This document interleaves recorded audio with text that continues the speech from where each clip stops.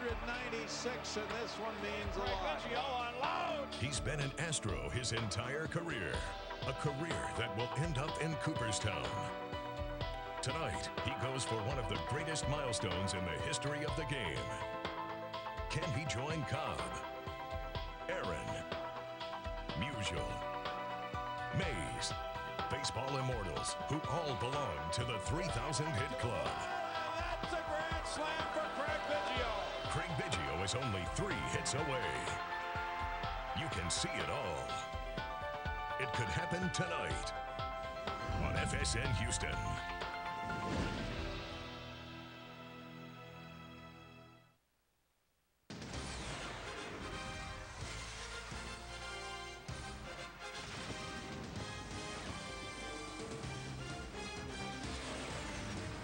Live from Minute Maid Park in downtown Houston, Texas, FSN Houston brings you Houston Astros baseball.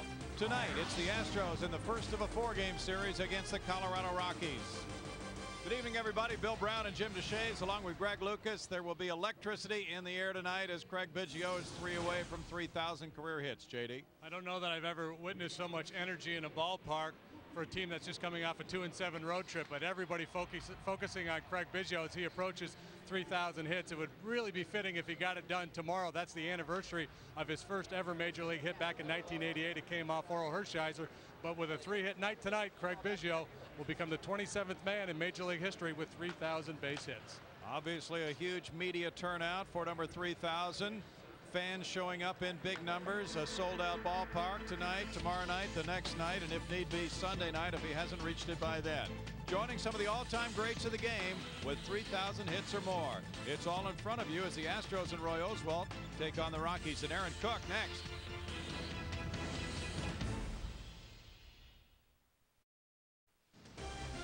Houston Astros baseball on FSN Houston is being brought to you by Budweiser, by your Texas area Ford dealers, by Jack in the Box, and by Southwest Airlines.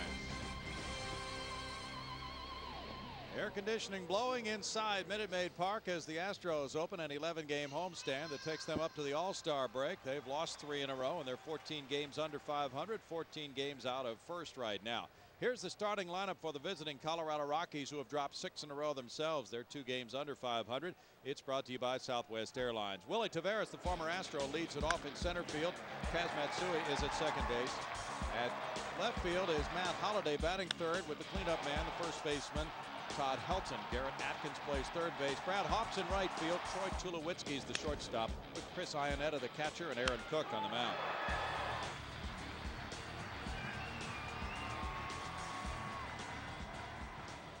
I think they're discussing ground rules down there. That's how I could figure. The umpires had gathered over on the Rockies side of the field, and then they moved over in front of the Astros dugout. So now we're ready to go with the Rico scouting report on the Wizard, Roy Oswalt. Well, where is Uncle Charlie? Uncle Charlie, that's slang for curveball. And 3 starts ago, he had a very good one against Oakland, and he at the time said that was the best curveball he had in a couple of years, but it's really been an inconsistent pitch for him, and a pitch he hasn't used a whole lot. Become more of a fastball slider changeup guy. We'll see if he breaks that curveball out here tonight. Needs to save the bullpen. They've been beat up quite a bit lately, including an 11-inning game yesterday. And when you're a stopper, the ace of the staff, you're expected to stop the bleeding, and that's exactly what's going on with this ball club right now. In Roy's last 8 starts, he's gone 1-3 with a respectable ERA of 4.06. Last time out, a loss at Texas, 7-2 on Saturday, giving up 3 earned runs in 6 1/3.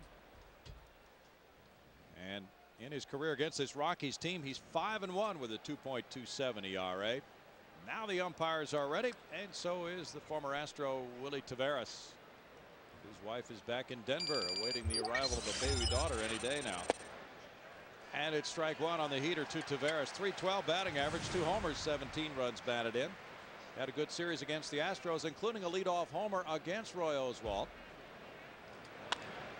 This chopper goes over the third baseman, Mark Loretta. Eric Bartlett firing and safe at first. Once it took that bounce and got over Loretta, it became a difficult play for Bartlett with Taveras' speed.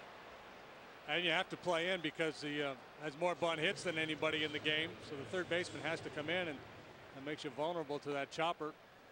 Tell you what, though, Brunton got a lot on this throw and made it closer than I thought it was going to be. Very close. Yes, it was.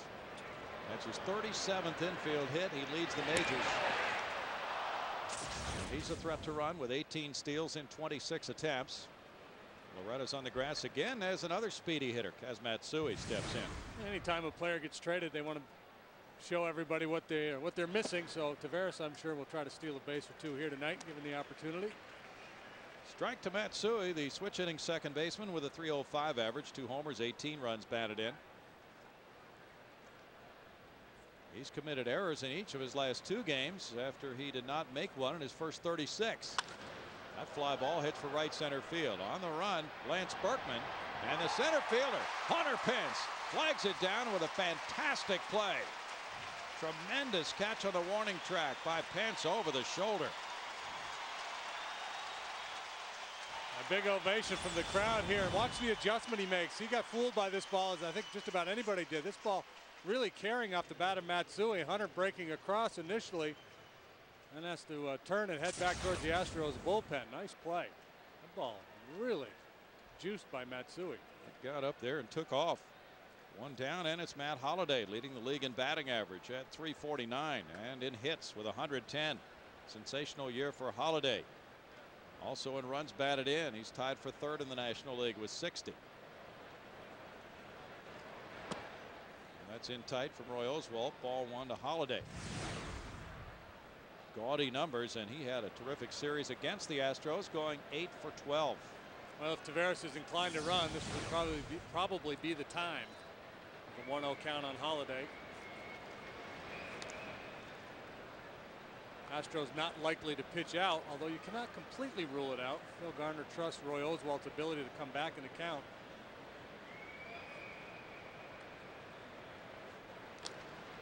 Rundlet and Biggio are set up for a double play with Lamb starting at first base tonight. Berkman in right field.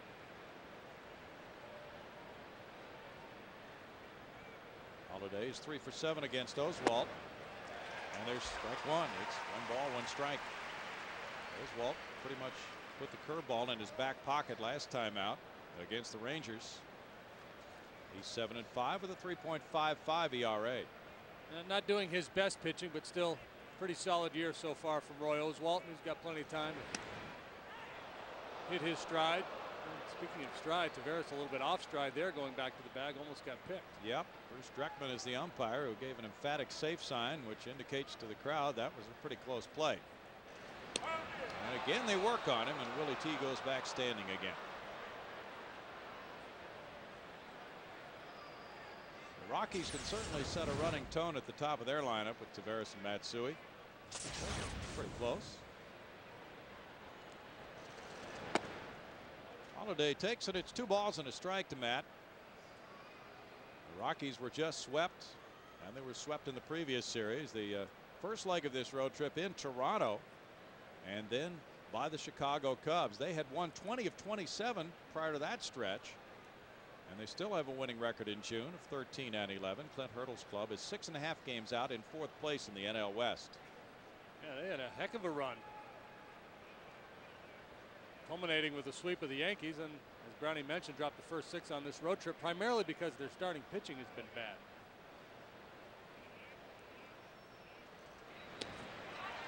And again, Taveras goes back standing.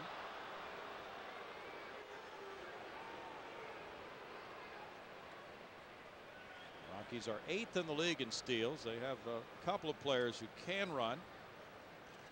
He's going line to left field, and Taveras takes the turn and keeps on going to third base.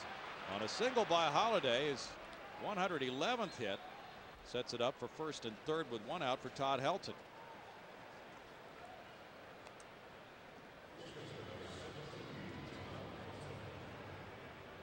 Not only does the speed of Taveras sometimes distract the pitcher, but it also will affect your game plan. If you're trying to give your catcher a chance to throw him out, you're likely to throw more fastballs. And of course, that plays into the hitter's hands.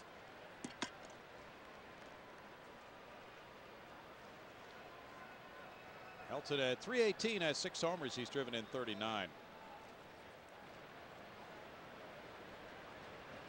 That Atkins in tight to him. Ball one. Helton is second in the league in on base average at .442, but he is not hitting for power the way he has in many of his career seasons. He had a power drop off last year with 15 homers. It's 1 ball, 1 strike. Nonetheless, just a high percentage hitter in terms of reaching base, putting the ball in play. Led the league back in 2000 at .372, and that year he had 147 runs batted in. He also led in that department.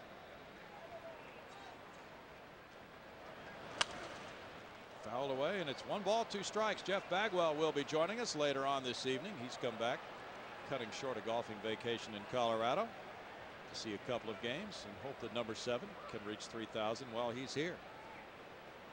Cutting short, but his whole life is basically a golfing vacation.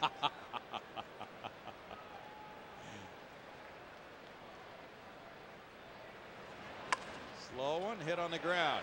Brundle steps on second, throws to first, and Oswalt gets a double play to end the top of the first inning. With no runs, 2 hits, and a man stranded, it's the Rockies nothing and the Astros coming up.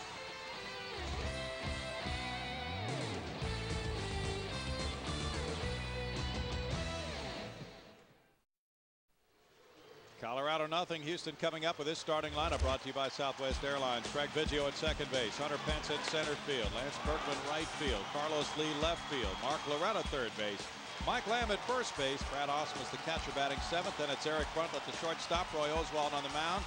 Standing ovation right now for the leadoff man, number 7. And the guy who has to deal with him and the rest of the lineup tonight, Aaron Cook. .238 for Biggio, 5 homers, 26 runs batted in. He has scored 44 to lead the Astros. He's 3 for 9 against Cook.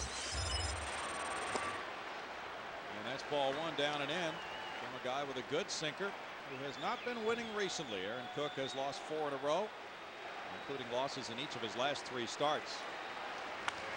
Biggio bounces it on 1 hop. It goes to Garrett Atkins, and it turns into out number 1. Rico scouting report gives us more on the veteran Aaron Cook. Well, he's got a 1, a 2, a 3, and a 4, and that's fastball, curveball, slider, or changeup. But he throws a high percentage of those number 1s because it has such good sink. So infielders be at the ready.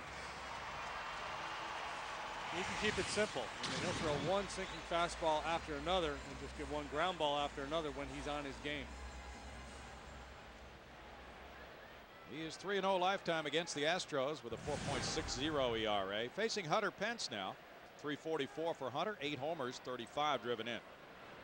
That one goes in the hole at shortstop. Tulowitzki throwing across his body. Fantastic throw from deep in the hole for out number 2. And one Rookie of the Year candidate retires another.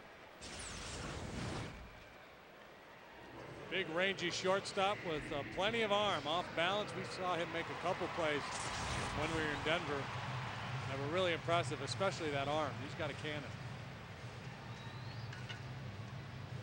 2 outs, and it's Lance Berkman batting now. Lance going with a little different look on his uniform pants tonight. Whatever it takes. Pull them all the way down. .261, 11 homers, 45 runs batted in, draped over the back of his shoes like a lot of players stylishly do these days. He was 4 for 12 in Colorado with a couple of home runs in that series and 6 runs batted in.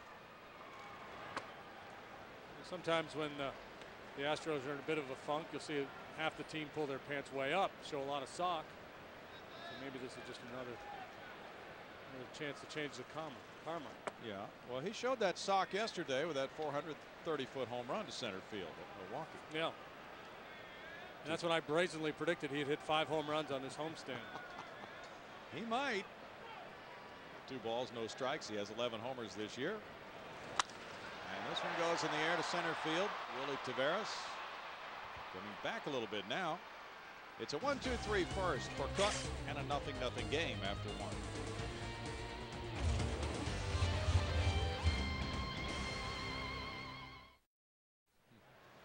Colorado nothing, Houston nothing, moving to the second inning.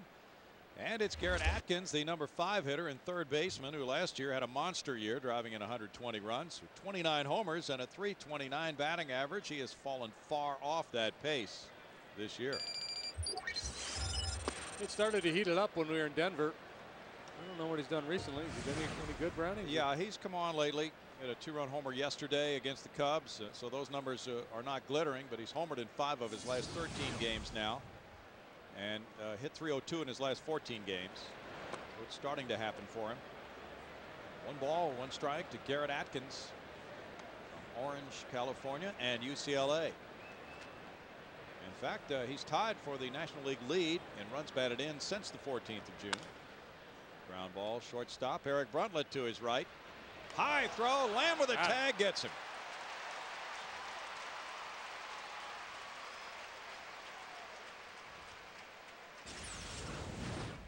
Eric really loads up with this throw, comes straight over the top with it, but it sails on him a little bit, and Lamb bails him out, catching the tag. Well done.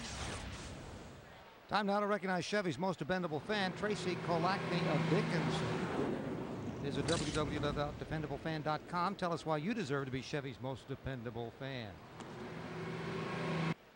Ball 1 to Brad Hopp, the right fielder. 294 for Brad. 13 homers and 54 runs batted in. That's the 7th best RBI figure in the league. Cracks that one off the screen. It's 1 ball and 1 strike on Hopp. And he has been sizzling in his last 32 games. He's hit .319, bringing his average way up to its present .294 level.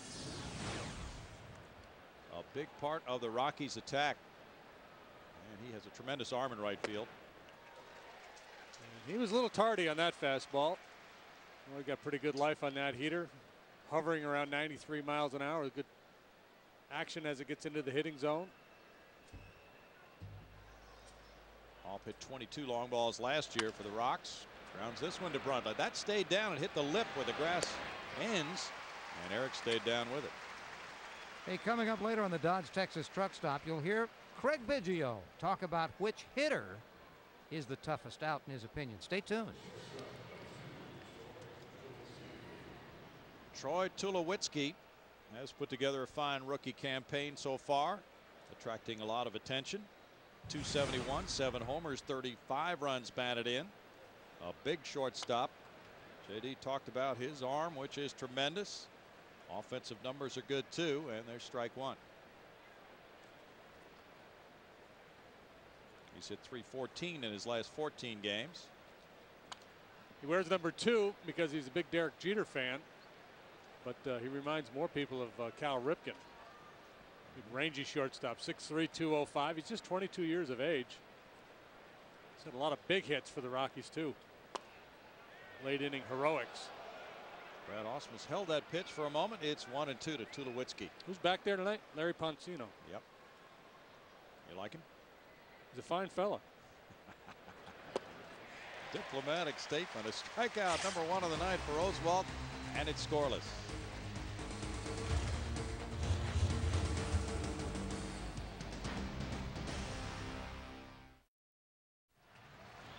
It's Colorado nothing, Houston nothing in the bottom of the 2nd. Carlos leading it off.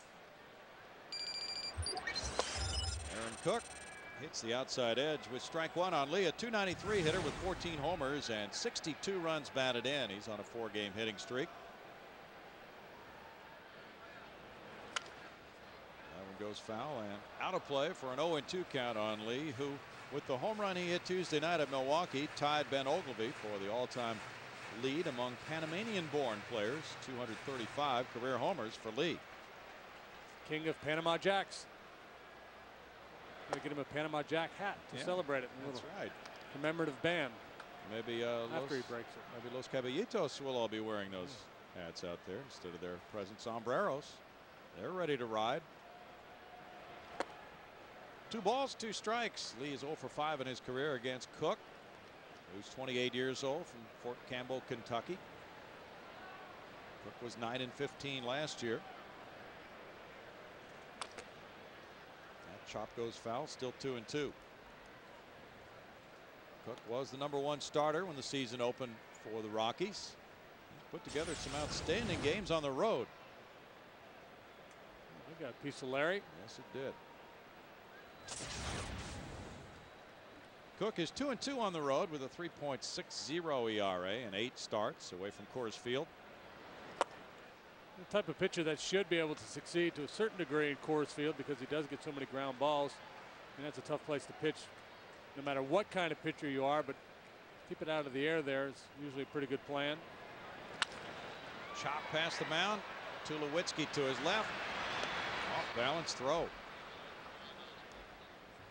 Hey, tomorrow is superhero night. No, it's not just because Craig Biggio will be back. It's because the Astros battle the Rockies, and superheroes will be roaming the park all night. Fans will be treated to Friday night fireworks presented by Marathon Oil after the game, weather permitting. First 10,000 fans receive a Good Guys badge courtesy of Aminco International. Astros.com, that's the place for tickets. The question is, will some of those superheroes be in their secret identities? Ooh. Mark Loretta takes strike one. They'll be roaming around the ballpark, we've been told. But in their secret identities, anybody you pass might actually be a superhero. You could be one. You never know. 322 for Mark Loretta. And he shoots that one on the ground into right field for the first Astro hit of the night. Loretta's aboard, and sometimes that's what it requires in order to beat a pitcher like Aaron Cook. Some ground ball hits that find holes. Hey, he's going to get his fair share of ground ball outs. You just hope to find some holes against him, take advantage of it when he makes a mistake and elevates the ball. Got good action on that sinker tonight. At least here in the early going he does. Mike Lamb, 299, 6 homers and 20 runs batted in. Takes the first one, and it's strike one for Cook. Lamb just had that one at bat at Colorado. The Astros lost 2 of 3 there. Since these two teams started playing each other, they are dead even, 61 and 61 against each other. Lamb with a slicing line drive, and that is caught by Holiday. 2 outs. The Astros are 41 and 21 here at Houston against the Rockies, 17 and 4 at Minute Maid Park against them. Brad Ausmus bats next. Phil Garner's club made a couple of changes before the game tonight. Matt Albers is here, and so is Mark McLemore. They are both in the bullpen tonight. Rick White was released, and Steven Randolph was designated for assignment. Ausmus at 260 has 2 homers. He's driven in 17. And there's strike one. General Manager Tim Purpura met with Phil Garner and the coaches in Milwaukee. They discussed some areas of the ball club in which they might be able to make some changes. And some think that the changes have just begun with those 2 moves tonight. Rick White, who got off to such a great start and then got hurt a couple times, never able to regain that form he had early. I'm not so sure that he ever got completely healthy. And watching him throw the other day, it looked like he was kind of dropping his arm down a little bit, trying to accommodate maybe for some tenderness. But a good pro, Rick White, good solid guy. He'll be missed by those guys in the bullpen. Steven Randolph, if he clears waivers, probably will go back to Round Rock. Reaching for it, Ausmus taps it foul. 0-2, and Phil was asked about how those 2 would be used. He said they were told to be ready in the bullpen pretty much at all times. He won't change Brian Moeller's role, which is that of long man, and he said because Brian is a veteran, he can handle that role better of sometimes going several days without pitching. Well, especially Albers, who's one of your top pitching prospects. You wouldn't want to bring him up here and use him in that role. You want him to pitch and develop. He's got that good live arm and that power sinker, and I think that's what the Astros bullpen needed, another power arm out there.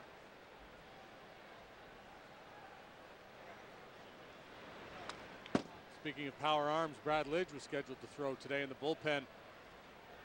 Oh, he said probably about 80%. So far in his previous work, he's felt pretty good the day after, so hopefully he continues to move forward. Yeah, he's very encouraged by the way things are going so far. And he hopes to be back after the All-Star break, unless things continue to go exceptionally well, and maybe he could be back a few days before the break.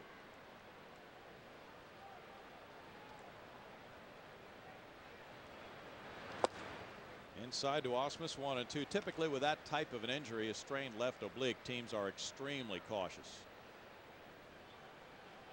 Cubs closer Ryan Dempster is on the disabled list right now with that very same injury. Eric Brundtle's on deck. In tight again, and it's 2 balls, 2 strikes to Ausmus. Brad is 1 for 14 against Aaron Cook, who hopes to be a minister someday. Is that right? Yep.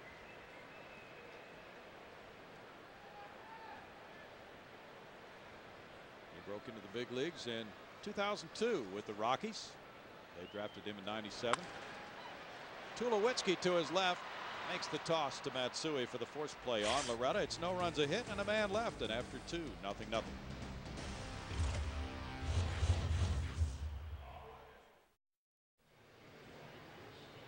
It's 0-0. Our Jack in the Box standings tonight shows you the top active career hitters against the Colorado Rockies. Jeff Conine is #1 among those with 250 at bats or more at 375. Craig Biggio is second at 347. Then it's Barry Bonds and Mike Piazza. Biggio is 5th in total hits against the Rockies among all players. Roy Oswald in a 0-0 game faces the catcher Chris Iannetta, leading it off in the 3rd inning. Iannetta, a .204 hitter, has 1 homer. He's driven in 13 runs.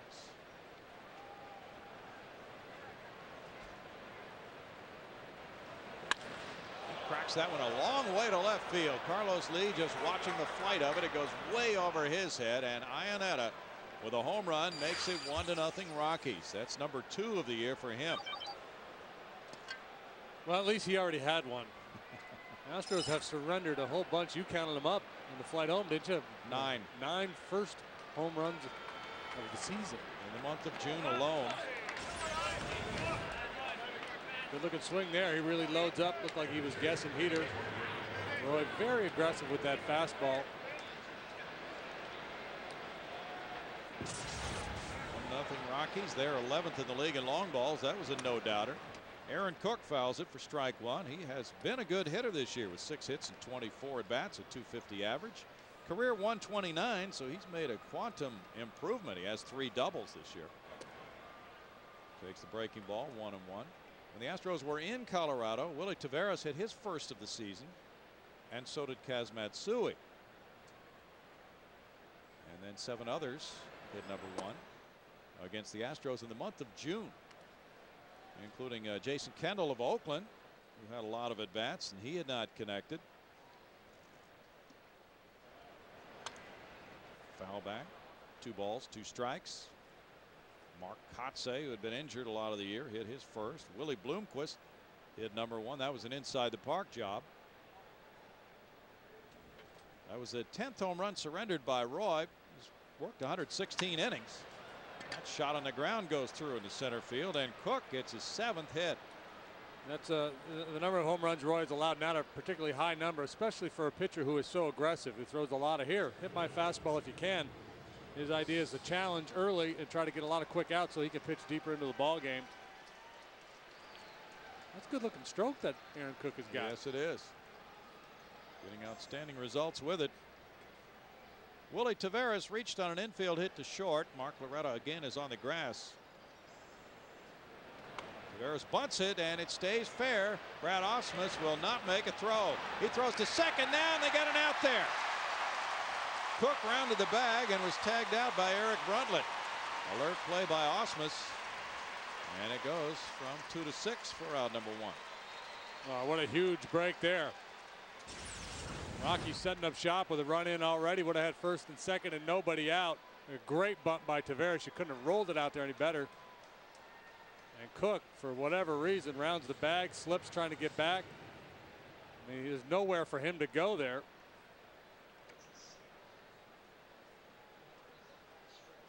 It's ruled a hit for Taveras. That's his 27th bunt hit to lead the majors. And then the 2 to 6 play as Cook rounds the bag too far. Kaz Matsui unloaded a deep drive to center field. Around a bunt, taking the curveball and a good one. Yeah. And a strike too, for that matter. My less than humble opinion. Yeah, Mr. Larry Poncino didn't see it that way, and it's ball 1. Well, squaring around a bunt, maybe Brad raised it up a little bit. Would have impeded his view. 1-1 the count. Matsui had some back problems earlier this season. He got a late start. Missed 33 games on the DL from mid-April. He did get started on time through May 20th. This drive goes to center, and Hunter Pence is in that spot. 2 down. Coming up later on the Toyota Truck Game Break, find out the latest news about your Houston Astros. It'll be in the middle of the 7th here on FSN Houston. Rockies lead at 1-0. They're trying to snap a 6-game losing streak, and they have had major problems with their starting pitching during all 6 of those games. Matt Holliday singled to left in the first inning. As they support Aaron Cook with at least 1 run here in the 3rd. He'll have at least a slim lead.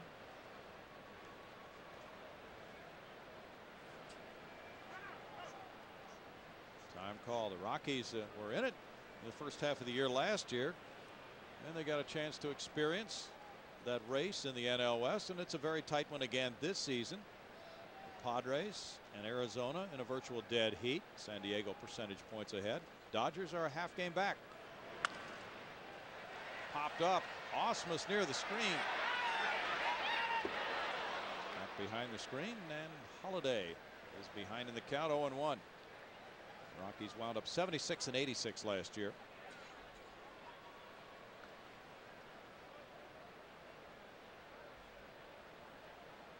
Holliday certainly turned out well for a 7th round pick at 98. Coming from Stillwater, Oklahoma. He turned down a football scholarship to Oklahoma State.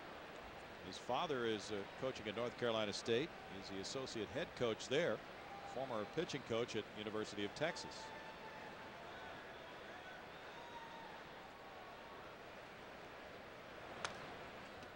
It's 0-2 to Matt Holliday. And one story I read on Holliday had him as one of the top 2 or 3 prep quarterbacks in the nation. Well, he was a high school All-America in both football and baseball. Very talented guy. He's listed right now at 6'4" and 235. Runner going up the middle on the ground into center field. Taveras goes first to 3rd and gets a stop sign there. Throw comes into Oswalt on the single by Holliday on the 0-2 count, and he is 2 for 2 in this game.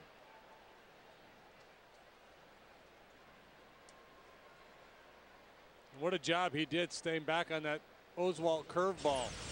Well, he's only thrown a couple of them. It's an 0-2 curveball, and he just waited and waited and waited before hitting it sharply up the middle. That front leg get down, and the knee buckles even, but he's able to keep the hands back in a good hitting position. Taveras waiting for any little misstep, any bobble, and he's going to try to score. 2 men on for Todd Helton. That was the case also in the first inning. He bounced into a double play. This time with 2 outs, he takes strike 1. Helton had just gone 1 for 16 in his last 5 games.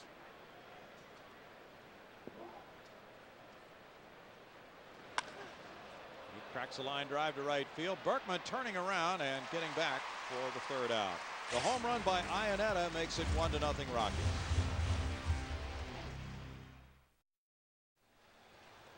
It's 1-0 Colorado. Houston batting with Brundtland, Oswalt, and Biggio due up here in the bottom of the 3rd. And one of Craig Biggio's good friends, kind enough to join us tonight, Jeff Bagwell, fresh from Colorado. Congratulations on the hole-in-one. Yeah, that was nice. A little 4-iron, 216 up the hill. It was nice. Didn't go off a tree or anything like that. So that was a neat deal. That's a great feeling. All right, so it's 216 up the hill. You can't see it roll in the cup. At what point do you suspect you've got an ace? When the caddy started going crazy. I knew something good happened. I just took off running right for it. That's fantastic. I suspect the caddy got a pretty good gratuity that day. Yeah, he had a nice weekend, I promise you. And you cut short that golfing vacation. Yeah. Because now, you know, there was a tacit agreement all along. You'd be here for number 3,000.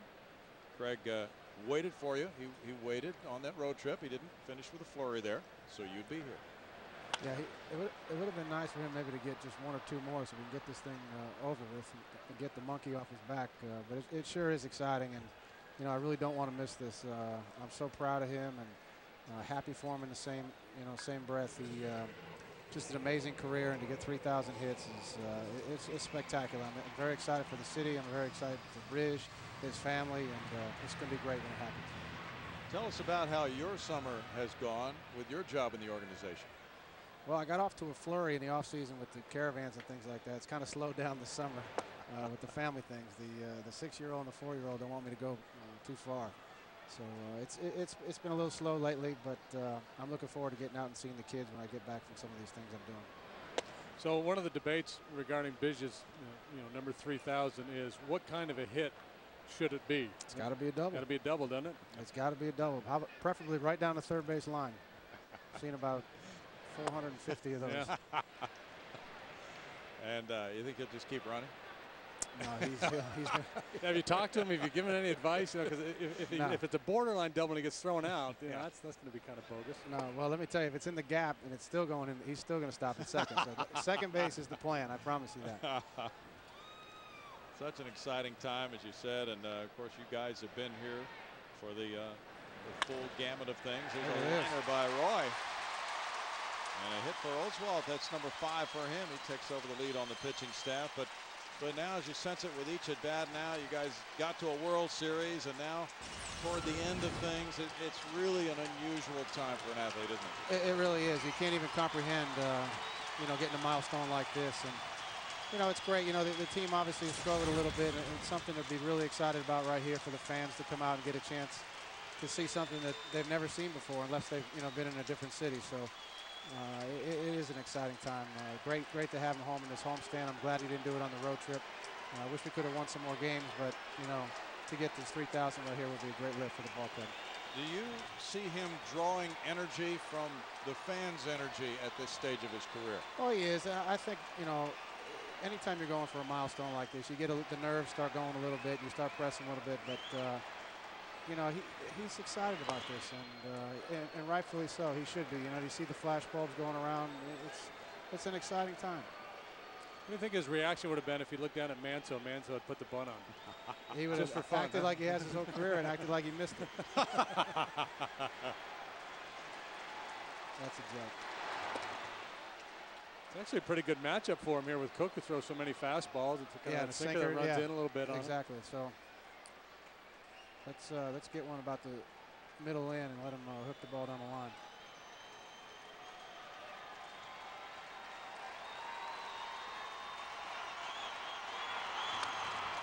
He rolls over on that one a little bit, 1 and 2. And when you have a milestone like this, and it's taken 20 years, the closer you get, sometimes the more difficult it is to get those final hits. Yeah, well, I mean, you start pressing, and it's a tough thing, man. You want it so bad. You feel the fans are going crazy for you, and you just want to kind of get it over with. But he's been in a lot of big situations in his career and come up with a lot of big hits. So I figure he can get me 3 more. 2 balls, 2 strikes. It's a little different for the pitcher here as opposed to facing Barry Bonds, a home run hitter, when he's getting close to the Aaron milestone, isn't it? Most pitchers don't so much mind giving up a single. Well, yeah, and Barry, he's on TV every single second, everything like that. And, but say, you know what? You're giving up 3,000 right here. You're going to be on SportsCenter, I promise you. And you're going to be on his wall. Yes. Line drive, and there's one of them. He's 2 away. Oswalt to second. 2.998. That boy, kid.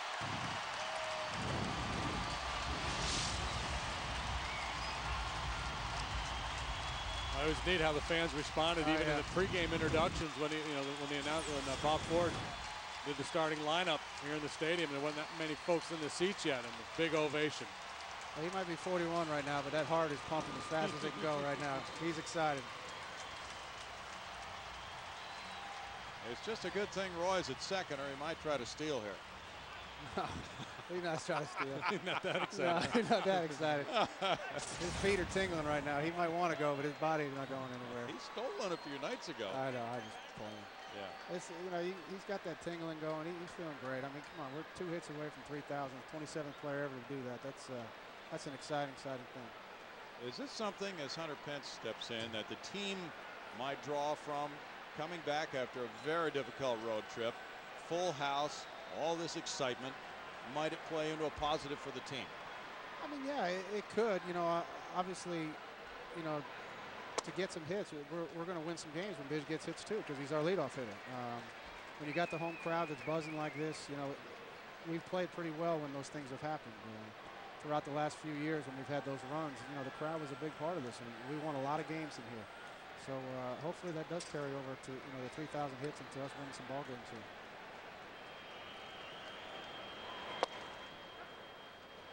So you've been traveling a fair amount.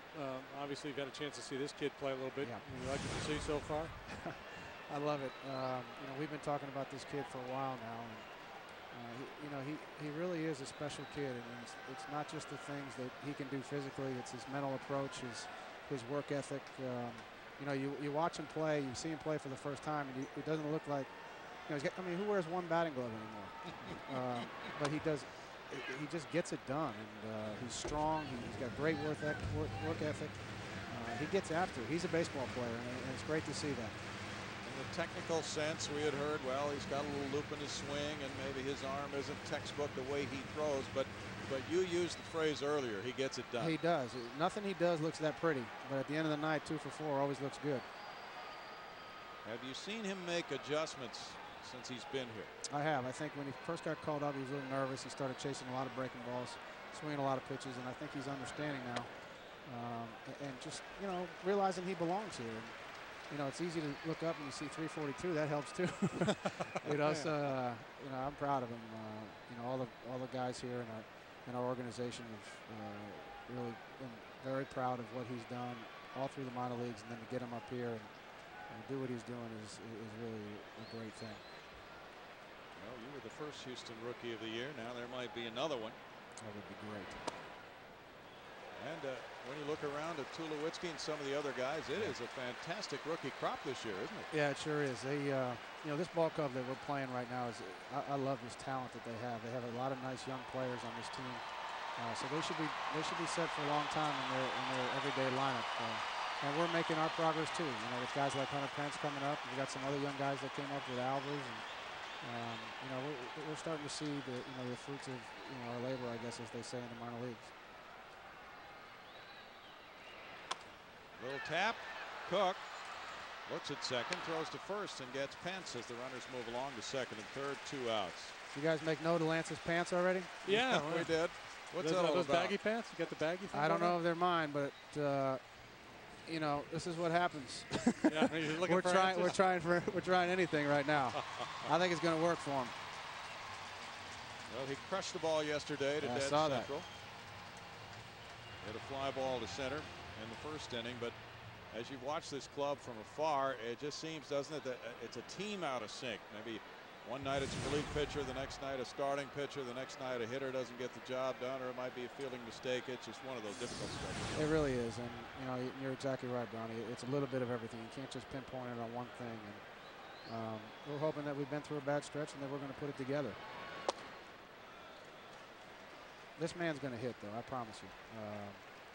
You know, it's very, you know, usually Lance is off to a great start, and it's, you know, you don't struggle as much as he struggled a little bit this year, but he's going to put together a big second half, and I think you're going to see some great numbers at the end of the year. Well, the theory is players with his track record in the primes of their career, the numbers are going to be, I mean, you may be a little bit off your norms from year to year, but you're generally going to be within a range. And I was trying to think earlier this year when he was really struggling, if there was, I couldn't think of ever an instance of a player in his prime, a really good, you know, great player who just scuffled. You know, the odds are in his favor, I guess, is my point. Can you think of anybody that just tanked one year, you know, in the middle of the prime of his career? No, you don't see that at all. And that's what I think you're exactly right. I think you see certain times where, you know, it's great to see a guy get off to they're hitting 360 in the first half and they wind up the numbers that he ended up last year. In reality, hitting is a battle, and you're going to have to go through good times and bad times. And at the end of the year, when it's all said and done, you're going to see Lance with 30 home runs and 110 RBIs. It's just, that's what he does. Not a lot of panic in him. No, there's not.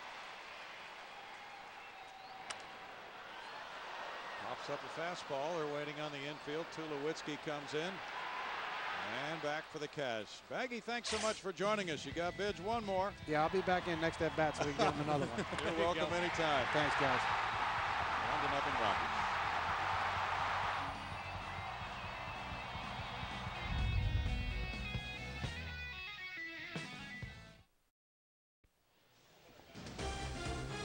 Houston Astros baseball on FSN Houston is being brought to you by Aflac, by Geico Direct, by your Texas Ford dealers, and by Rico. It's 1-0.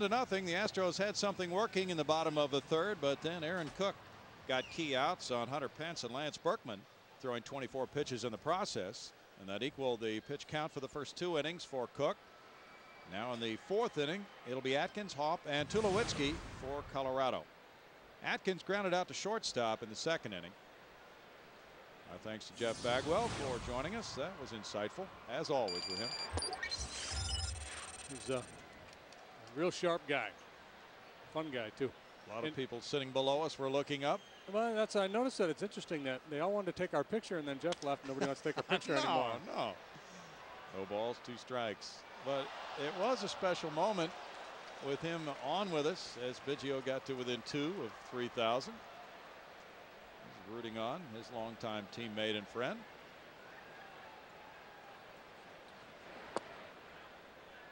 It's 1-2. Adam Everett's going to be joining us too in a few days on this homestand. He's on the mend from that broken bone in his leg, and things are going well for Adam, so we'll hear from him a few days down the line. Hammered on a line to third, and Loretta's there to grab it. 1 down for Oswalt. Rockies are getting some good swings. They've had 6 hits. Aflac trivia time, JD. Bring it on, Duck. You got nothing tonight. Aflac. We got Greg with us. We're loaded up. It'll be a Biggio question. Okay. Name the order of Craig Biggio's cycle against Colorado in 2002. You got that one? I give up. Oh. Line drive up the right field line, headed for the corner by Brad Hop. Hop takes the turn, heads for second base. He has a 1-out double. That's his 17th 2-base hit of the year. Well, it's a Brad Hop base hit. I think there's too many permutations on that for us to come up with. Throw out the old scatter shot. 4 times 3 times 2. Let's see. It would be a wild guess. Single, triple, double homer. Single, triple, double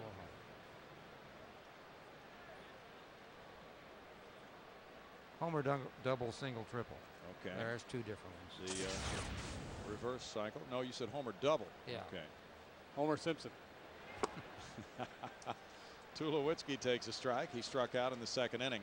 So I have a theory on that. I don't know, but I'm thinking, you know, they hit so many leadoff homers. Maybe they get the homer out of the way. Oh, that could be too. We simply do not remember. Oh, we're wrong. We're wrong on every single guess so far. I refuse to play along. I don't like the question. Okay. Taking myself out of the mix. Well, it's kind of it's a math question if you really want to get to it. I mean, because you got to, how many different combinations can you do? 16, we're told. That doesn't sound, that sounds low to me, but I guess that's probably right.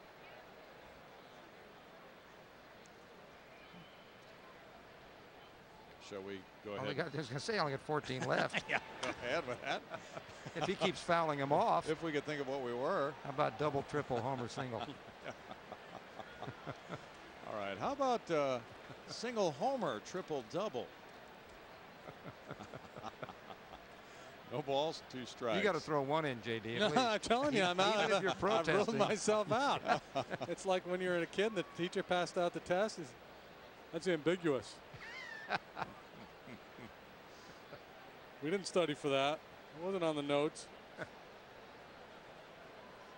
We definitely did not study for that. How about giving us a clue which one was first?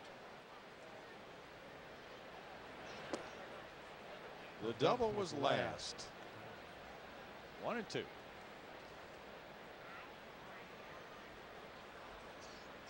Oswalt with that very, very good home record, 58 and 19 in his career. Gets a fly ball up the right field line. Mike Lamb chasing it far up the line. And it's out of play. Still 1 and 2. And we talked about this in the pregame, but it's worth noting again. It's a pretty impressive little statistic. Oswalt, 58-19 here. That's a .753 winning percentage.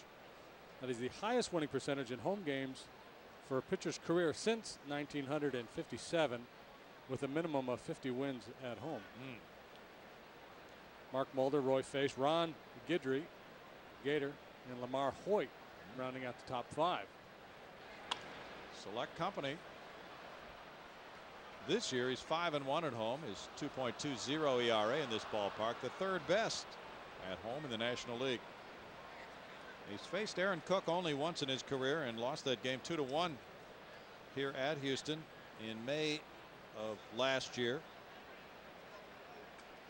In the game this year at Colorado, he gave up 4 runs in 6 innings, getting a no decision.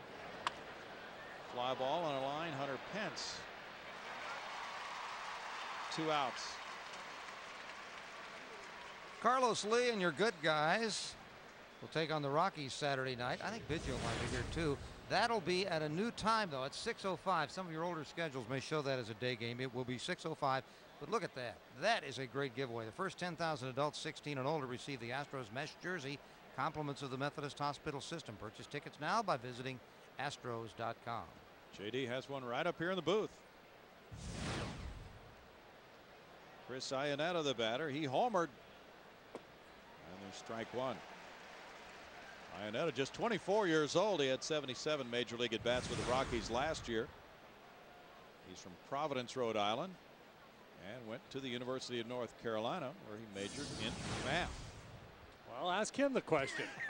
He would know. For you. Curveball, and Roy has brought that back this start. 0-2. It just didn't feel good for him in the bullpen prior to that last game at Texas, and he went primarily fastball slider. Threw some changeups as well. Yorvit Torrealba has been doing a lot of catching. Iannetta. Good try. Yep. 1-2 to him. Bust one over the outside corner, just missed. And Roy had a real good curveball in that start against Oakland 2 or 3 starts ago. Punched out 10 in that game, and at the time he said that. And the next day I said to him, "Hey, good curveball." He said, "Yeah, first time in 2 years." He won his last home start over Seattle 10-3. But in that game, he gave up 12 hits in 5 2/3 innings. 2 balls and 2 strikes. It's a game he had a real big lead early, though, right? Yes. Yeah. So he's going to be aggressive to begin with, but you give him a big lead, and he's going to just challenge the hitters. And you pitch that way, you're going to give up more hits. Generally. The only game he lost at home was 4-1 to Milwaukee back in late April, and he had a quality start in that one. Fastball rides up. 3 balls, 2 strikes to Iannetta with a pitcher Cook on deck. Roy's making his 18th start, which is tops in the National League. Well, he's got a base open here, and since Iannetta took him deep last time, he may choose not to give in. Sure would be nice to face the pitcher leading off the next inning, though. Curveball hit foul up the line. Loretta over. And he lost. No, it hit the roof apparently, and is out of play now. Hit the roof above foul territory. The runners took off, but they'll come back to their bases. When it does that over foul territory, it's a dead ball. If it hits the roof above fair territory, it's in play. The fans pointing it out to him. Mark's running over. Where is it? The guy said, "That's up there." If only you could watch. Gary Darling is the umpire there at second base. Hop with the lead, and 3-2 the count on Iannetta.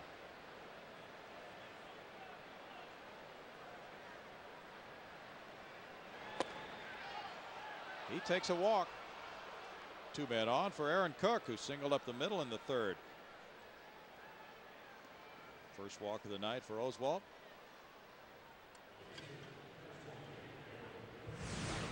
Greg, we saw the Osbros in the upper deck at Arlington. We're looking for them tonight.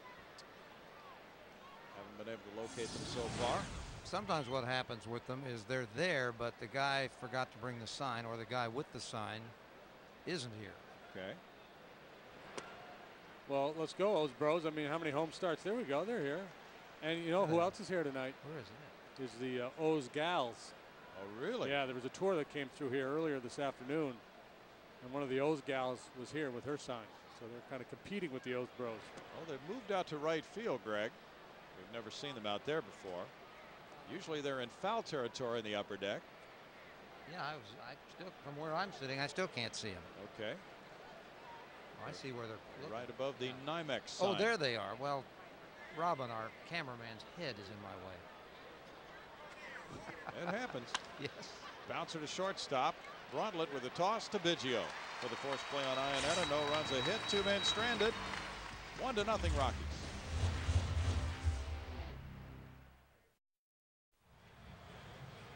Aflac Trivia is name the order of Craig Biggio's cycle against Colorado April 8, 2002. We really did not know. JD did not have any interest in it. Single, triple, home run, and double was the order, Greg. I didn't really have a whole lot of interest in it either, but we played the game. JD sat out. That's no good. Play the game, play the whole game, JD. That's right. Play the game, Harding. Every game counts. I bet a dime. I bet a nickel. I bet a nickel. Can't bet a nickel. It'll be Lee, Loretta, and Lamb. The 3 L's due up against Aaron Cook here in the home 4th inning. Carlos worked the count full, and he grounded to shortstop in the 2nd inning. Up the middle and into center field past the diving Matsui. A leadoff single for Lee. Hit number 4 for the Astros. That's the first time in the 4 innings the leadoff man has reached. Greg, before the game, you did an interview with Phil Garner. Here's a look at that hit first. Right through the box, and the new class of the Texas Baseball Hall of Fame has been unveiled. For those who did not hear that or see that interview, can you tell us who they are? Well, it's a good one. Phil Garner is one. Another is Don Baylor, who is a native of Austin. Frank Robinson, the Baseball Hall of Famer, native of Beaumont. Juan Gonzalez? A guy who was Juan Gonzalez, and I was trying to come up with a guy who has 2 cycles for the Astros, Cesar Cedeno. Oh, yes. And also, there's the list. And then Anita Martini, the pioneer female sports announcer from Houston, and Willie Wells, who was an outstanding player in the Negro League and who has already been honored by Cooperstown. That's going to be quite a group. That'll be November 9th. And people are interested. TBHOF.org gives you information for tickets. Always a good banquet. Fouled away by Mark Loretta, and it snowballs 2 strikes. Very good class. Good class. Yeah, Don Baylor celebrating a birthday today. Really? Yeah. Called him Groove. Greg was telling the story behind that nickname. Yeah, Frank Robinson did that. They was he was saying when he was a rookie that if I get in a groove, you're not going to be able to get me out of the lineup. Well, the Orioles had 3 veteran outfielders, including Frank. He saw the clipping. He stuck it up on the bulletin board, and from then on, and evermore, he was the groove. You got to be careful when you're a rookie. You know, but if people don't know the reason, that's a good nickname. Oh, yeah. And, of course, he was the manager of the Rockies. Loretto single to right, down in the count, 0-2. He's now a .500 hitter in his career against Aaron Cook, 12 out of 24.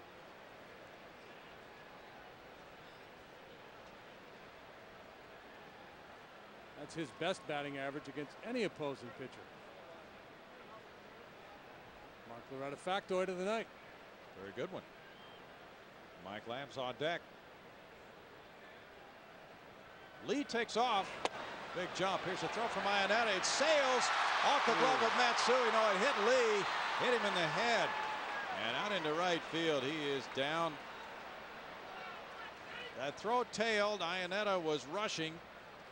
And Lee had a short lead, but he had a great jump. Yep, times it well. And Cook gets so many ground balls, you have to be willing to start runners to stay out of the double play. It looked like he got him on the back of the head.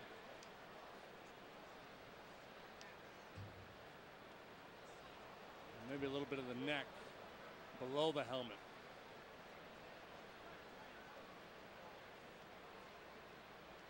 That's the 5th steal of the year for Lee, and a very painful one.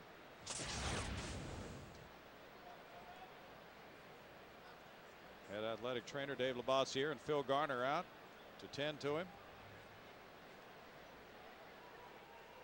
The Astros got stolen base number 34 of the year, and Lee getting over there in scoring position. Hope said Mike Lamb can bring him around as Loretta struck out for out number 1. That's the first strikeout of the game for Cook. El Caballo now 5 for 9 in stealing, and he does like to look for those opportunities and catch teams when they don't necessarily expect him to be running. Phil Garner gives just about everybody on his club the green light. I imagine in that situation they asked him to go and play a little run and hit with Loretta up there, figuring that Mark would make contact.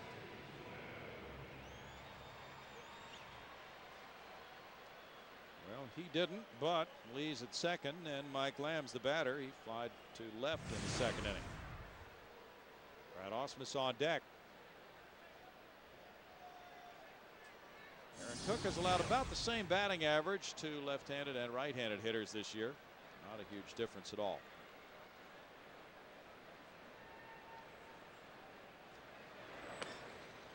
Lamb hit the ball pretty well last time up to left field. He does a pretty good job of getting that low ball in the air.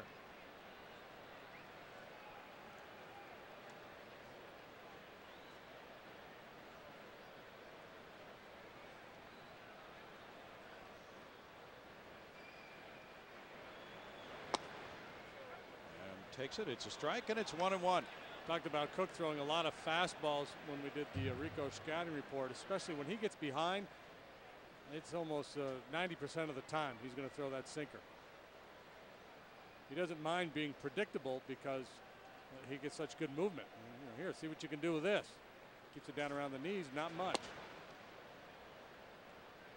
2 balls, 2 strikes.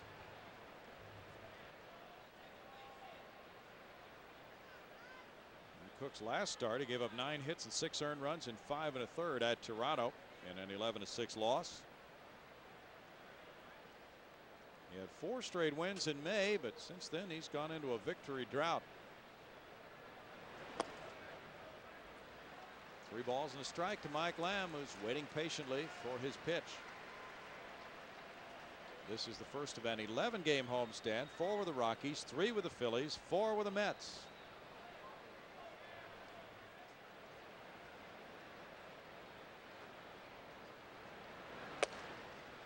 Lamb works a walk. 2 men on, 1 out for Brad Ausmus. That's the first walk of the game for Cook. Get the feeling that Cook's not too worked up about that walk right there. Now he's got the double play in order. Ausmus has grounded into 5 of those.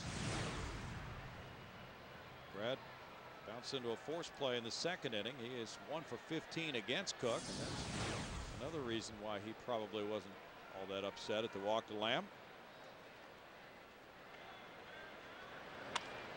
That one flares outside the first base line. Todd Helton makes the trip over, and it's out of play for strike 1. She's happy. Big crowds expected. Sellouts tonight, tomorrow night, and Saturday night. And Sunday's game still not a sellout. Seats are available in the upper deck for Sunday afternoon at 1:05. That will change depending on what happens the first couple of days of this series. For 3 days, of course, if the pitch hasn't gotten there yet. Those tickets will fly off the shelves. Tomorrow night is Chris Sampson and Josh Fogg. Another high def game for you tomorrow night. Saturday on the Astros television network, Channel 51 in Houston, it's Jason Jennings and Jeff Francis as the former Rocky goes against the big lefty. And Sunday at 1:05, Wandy Rodriguez matches up with Rodrigo Lopez.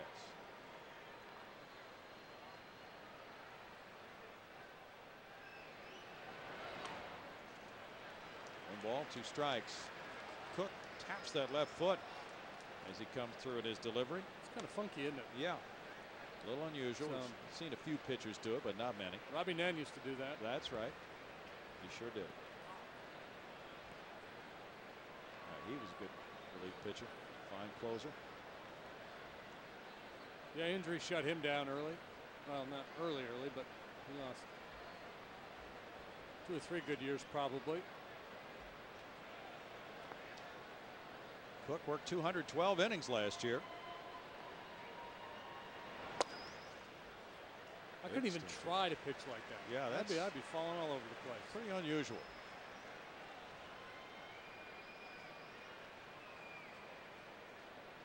Cook averaged 3.4 pitches per batter last year.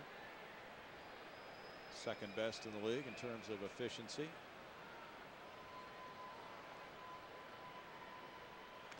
Ausmus fouls it. Kind of a poster boy for modern day pitchers.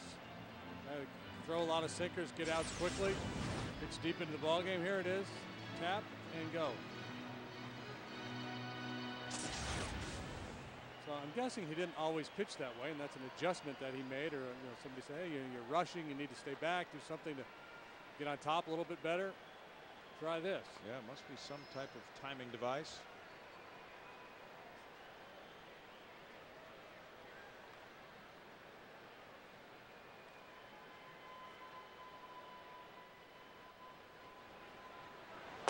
Ausmus is down on strikes, 2 outs. And Eric Bruntlett gets an at bat. He lined out to right in the third. He was saying before the game tonight, as you see the strikeout. This time he elevates the fastball, doesn't sink much, but it still has good run and moves in on the hands of Brad. Now, Eric has received a fair amount of playing time. He said when he came from Round Rock, he wasn't sure how much playing time he would get, but he's had enough at bats to stay sharp. Line to right field in the third inning. Calls time. It's been a mix and match situation at shortstop for Phil Garner without Adam Everett. Sometimes it's Mark Loretta there.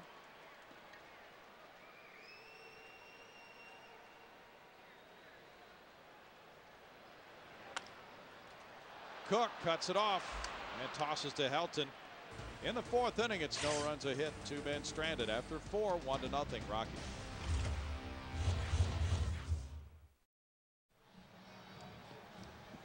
Colorado 1 and Houston 0, and our Texas Ford dealers show you some league leaders. We show you actually a guy getting close to 3,000 hits. We're going to give you the countdown of the last 10 hits as he gets close to 3,000. These were the 8 hits on this road trip, a variety of places for them. All these balls have been saved for him and authenticated. And as you can see, up the middle on some of them, he pulled some ground balls. He has pulled a lot of balls the last few years. He really looks for that inside fastball and he rips it. Casey Kasem's top 10. Keep your feet on the ground and reach for the stars. Something like that. 1-0 Rockies. Willie Taveras has 2 of the Rockies' 7 hits. An infield hit to shortstop and a bunt single to third base. There's strike 1. Corner infielders pinch in tight for Willie T. Not a bad idea for middle infielders to pinch in a little bit too. He hits you a slow roller. You don't have a lot of time. Yeah, they've moved in a little bit. Bruntlett and Biggio. Bouncer goes to Biggio's left. 1 down for Oswalt and a sigh of relief that he doesn't have to worry about that jackrabbit on base.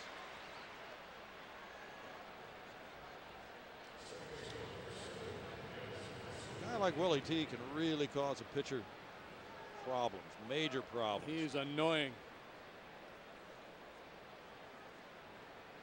Kaz Matsui has hit the ball in the air both times to Hunter Pence, who made an outstanding catch on him in the first on a deep drive, not so deep drive in the 3rd inning.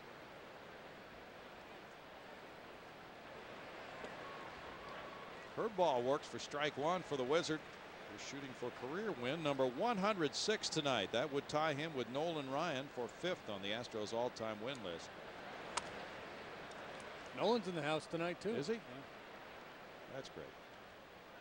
No balls, 2 strikes. One thing that's really been of note over the last 10-15 years is the way former great players have stayed associated with the Astros franchise. They've come back for big events. Hey, there's Nolan and Baggy and Drayton and Tim enjoying a snack in a ball game. Matsui fouls it away. Still a 1-ball, 2-strike count. Tim Purpura was being surrounded by reporters around the batting cage tonight during BP. Probably was addressing the 2 player changes the Astros made today, and perhaps anything that might be in store. And he admits they're talking. He was pretty pointed in some remarks he made in a published article today that, you know, with what we've been watching, we have to make changes. We can't continue like this. He's met with Phil Garner and his staff. They've conferred about the future, and no doubt he's met with Drayton McClain as well. And a lot of teams are really talking it up in the trade market right now. Fouled away as we chatted with some of the writers tonight. The subject of trade deadline came up. That's more than a month away, but yet in the past, as the Astros did in the Carlos Beltran deal in late June, making that deal early, well ahead of the trade deadline, might be a key. Another deep drive. Hunter Pence way back up on Towles Hill, and it is loose on Towles Hill as Matsui heads for third. Almost a terrific play by Pence. That's a triple. The throw is wide. Ausmus chasing it. And a 1-out, 3-base hit by Matsui, who all 3 times has hit the ball in the air to center, but this one he really smacked. And with authority. The first time up he hit it quite well. Pence made a heck of a play. This time he juices it over Hunter Pence's head. He's really seeing the ball well tonight, and Pence almost makes a great play. That's awfully tough to do once you hit that hill. Your eyes are going to bounce up and down on you. It's a hard enough play to make on flat ground. Long run. Now the infielders come in. It's Matt Holliday batting. He's 2 for 2. A single to left, another single to center. Holliday with 60 runs batted in, ranking very high. Now Brad Ausmus goes out. Todd Helton is on deck. Jim Bowden, the general manager of the Washington Nationals, has certainly been pretty vocal about saying that the Nationals are going to be sellers this year, and they have players like Dimitri Young who are being dangled out there for pennant contenders. Their closer, Chad Cordero, seems to be available, according to the rumor mill. There's strike 1. Nationals are accumulating young talent for the future. I guess the Astros have to decide whether they think they can make another one of those miraculous runs like they did a couple of years ago, or if they're going to trade veterans for prospects. And if so, which veterans, and how much value are you going to get in return? 1 ball, 1 strike. The Astros are in 5th place. They're 14 games behind Milwaukee. Foul back, and it's 1-2. You know, where you might be able to pull off a deal is if you wait, and when a contending team has an injury and somebody goes down, and all of a sudden there's a sense of urgency and they have a real need, and you happen to fit their need, then you could probably pluck a couple nice prospects out of their system. Good point. 1 ball, 2 strikes. Oswalt wants another baseball. Special batch of balls is put into play before every Biggio at bat, and they've been numbered and marked. And there are authenticators in every major league ballpark.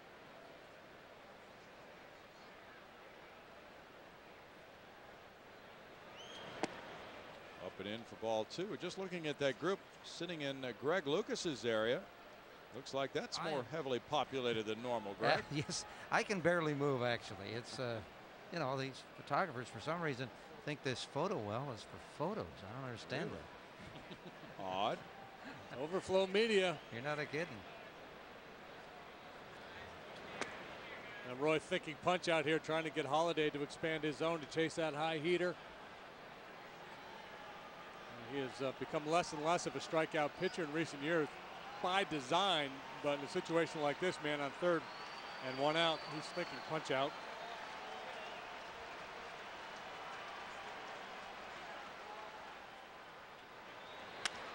Ground ball cut off by Oswalt. That's a big out. Matsui has to hold at third, 2 down.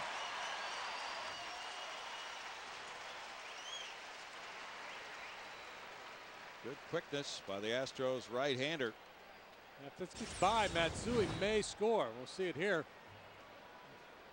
It's coming off. I don't know if he would have tried it or not. Bish pulled in. Probably not with Todd Helton due up next. The good guys will battle the Rockies Sunday at 1:05. Now come early for Family Day, as local venues will be located around the park, providing information about fun summer activities. But also stick around after the game for the annual Jerseys Off the Back promotion, where lucky fans will win game-worn autographed jerseys, compliments of HEB. Astros.com, the place for tickets. Todd Helton on the fastball, fouls it for strike one. He's bounced into a double play and he's lined to right.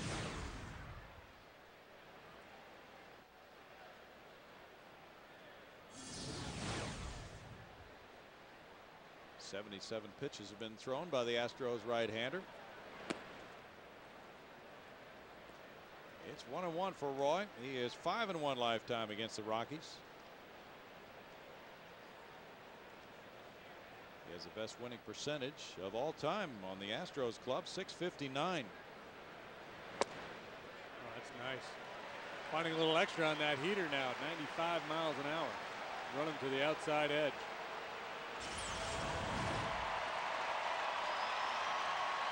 Osmus didn't have to move at all.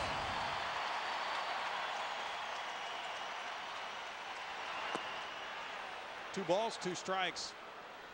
Congratulations to the Big Hurt, Frank Thomas, with career home run number 500 this afternoon. Probably makes him a lock for the Hall of Fame. Yeah. Helton is way behind that heater at 96, and he strikes out. No runs, a hit, a one-out triple, but Oswalt made the big play, and then he struck out Helton. Craig Biggio's due up second in the bottom of the fifth. It's 1-0 Rockies. What's on tap with the Astros is brought to you by Bud Light. It's Josh Fogg and Chris Sampson tomorrow night, 6:30 for the pregame show on FSN Houston. Sampson 3-1 at home. He leads all rookies in the National League in wins, and Fogg is 3-6 overall. Roy Oswalt got a hit in the third inning. Each pitcher has a hit tonight. There's ball one. Roy's single went to right field, and Craig Biggio followed it with a hit of his own over shortstop. Craig on deck as the count goes to 1-1, and then Hunter Pence is due to bat third with the Astros trailing 1-0. They've been out hit 8-4.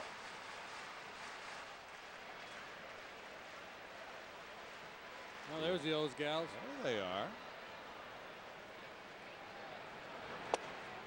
Not a big group, but spirited. 1 and 2. 68 pitches so far for Cook. He's been pretty efficient. Well, that's generally his MO. He's trying to stop a 4-game losing streak tonight.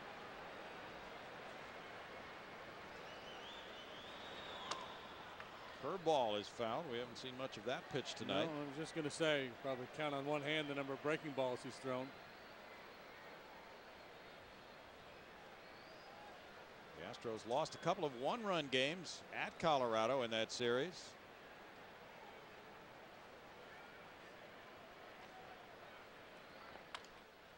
That's a chop to third. Garrett Atkins waiting.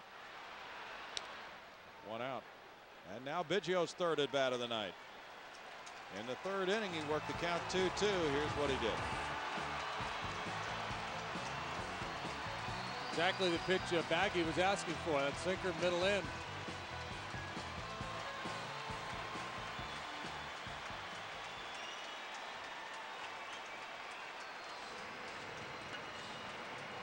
Yes, they do want to see number 3,000. It'll get interesting if he gets a knock here, boy. Oh, yes.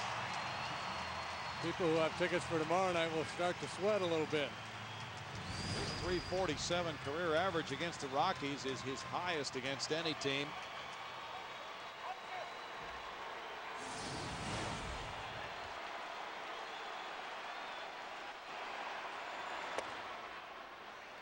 That's strike one call for Aaron Cook. There's Patty right behind home plate.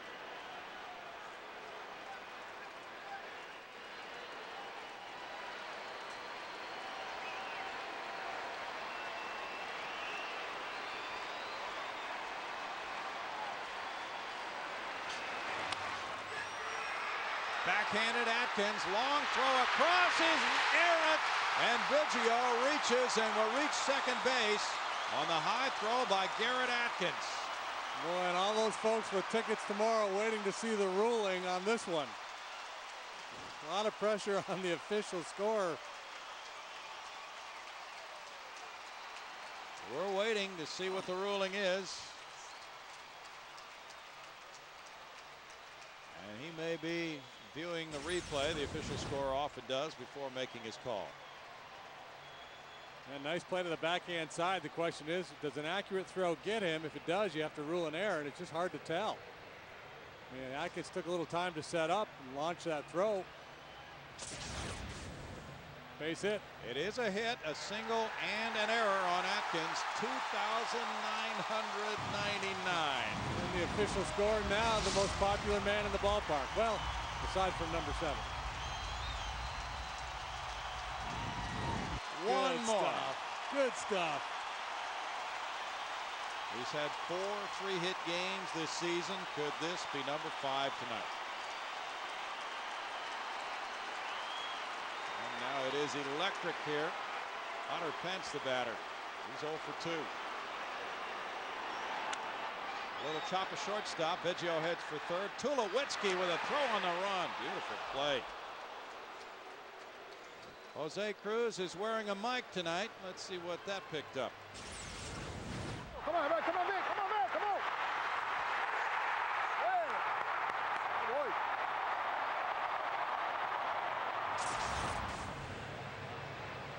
Now he's at third, and Lance Berkman, if he drives him in, can tie the game with 2 down. Oh, yeah, there is a game going on, too. Berkman's 0 for 2, a fly ball to center, a pop to shortstop. It's like the game is here just to justify the at-bats. It's so fun to get into these at-bats. Berkman's a .360 career hitter against the Rocks. Crowd still buzzing. And I bet Craig would tell you, he's never going to deny or not take a hit, but for 3,000, he probably, if that play happened for 3,000, he probably would wish it would be ruled an error. He probably wants a clean hit. Yeah. No doubter for 3,000. Line drive, foul. 1-1 to Berkman. He checks the bat. Still playing with a swollen left hand from getting jammed so much. He has to grip the bat more down in his fingers than in the palm of his hand because of the swelling. There's a shot A foul. lot of balls just like that lately. And actually, the fact that he's getting jammed is a good thing. It means he's staying back a little longer. Earlier, he was rolling over on a lot of balls. He was out on his front foot and not staying through the ball.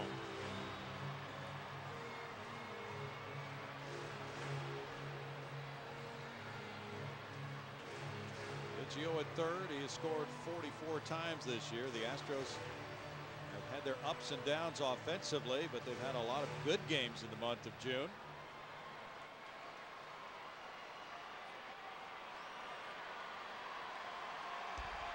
Situational hitting was very difficult for them yesterday at Milwaukee. They had some chances, but they lost in the 11, 6-3. Berkman blamed himself as the count goes to 2-2 for his 10th inning opportunity. He failed to cash in on that. With runners at first and third and 1 out. He tapped back to the pitcher, who got Chris Burke in a rundown. But earlier he had hit a monstrous home run in that game, and he also had a single. That game for him was sort of a microcosm of the way the Astros have been going lately for many different players, whether pitchers or position players.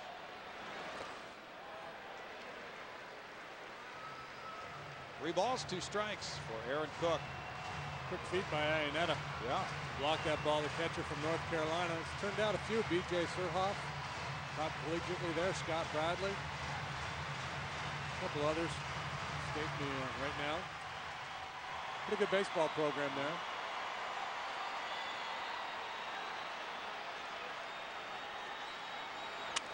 Broken bat. It rolled to the first baseman, Helton. And he takes it to the bag for the final out. Some of the bat, the shard, wound up behind where the second baseman normally plays. 2,999 hits for Craig Biggio, who hit a breaking ball and beat the wild throw to first. 1-0 Rockies.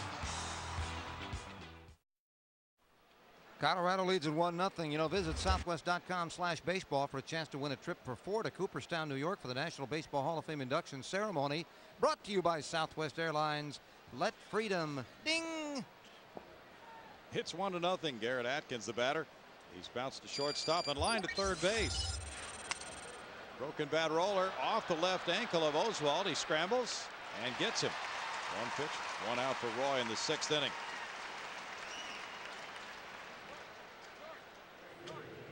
Well, of course, we sit around and concoct all types of scenarios for Biggio's 3,000th hit. Now that we're one away, it's getting very interesting to imagine how it might happen in this game. In a 1-0 game. And what if he hits it in the Crawford boxes? Oh, Somebody's got a nice souvenir. how about a game winner? Brad Hopp, a double in 2 trips, around for the 3rd time now in the 6th inning. He rolls it to first, where Mike Lamb tosses to Roy Oswalt. 2 easy outs. It's like these pitchers are going through some wood here tonight. Yes, some broken bats. Tulowitzki has struck out and lined to center field.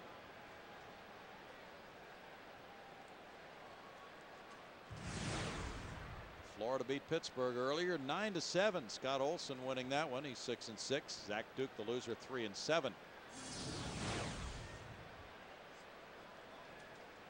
St. Louis and the Mets postponed tonight in New York.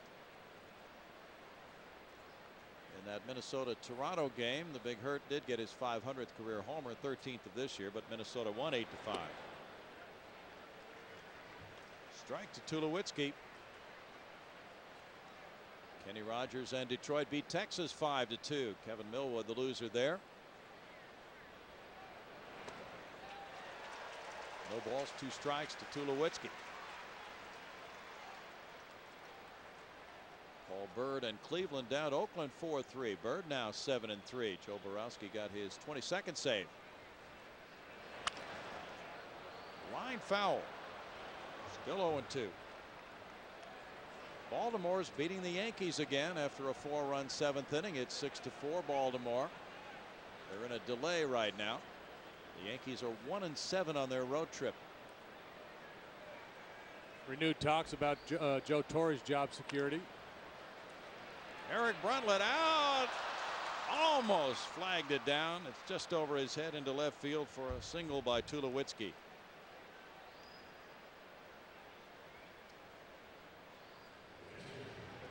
And just not high enough where he could turn around and make a late adjustment on it. Tulowitzki got jammed. Roosevelt's been getting in on a lot of these Rocky hitters. It's been ironic. Roger Clemens has not had run support with the Yankees this year. Andy Pettitte hasn't had much either.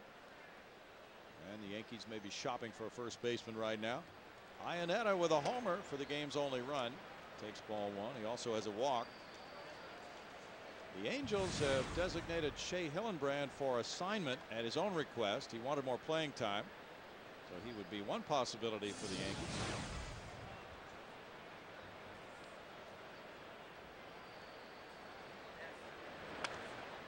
Foul back. 1-1 in our Coors Light Cold Blast. Shows you that swing of Iannetta in the 3rd. Only run of the ball game. Picked on a fastball over the middle of the plate.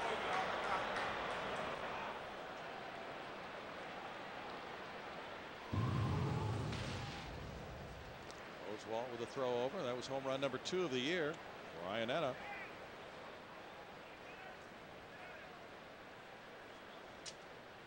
Aaron Cook is on deck.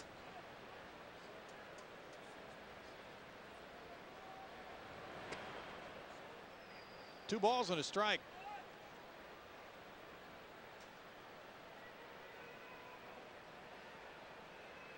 Roy shooting for win number 8 of the season tonight.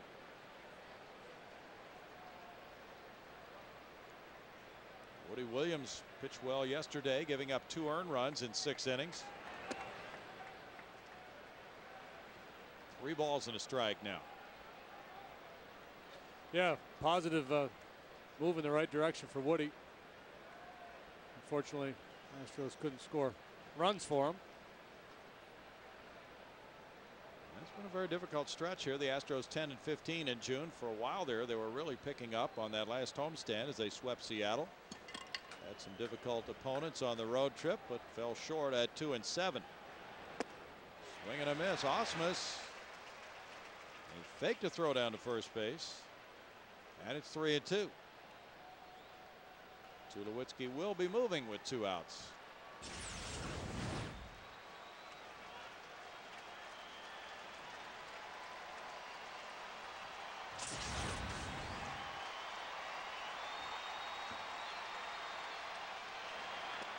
Ball 4, and Cook will bat.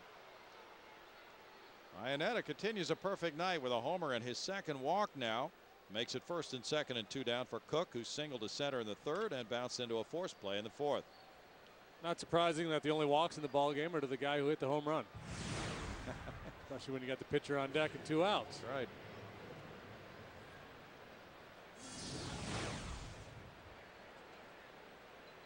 Warm in the ballpark tonight.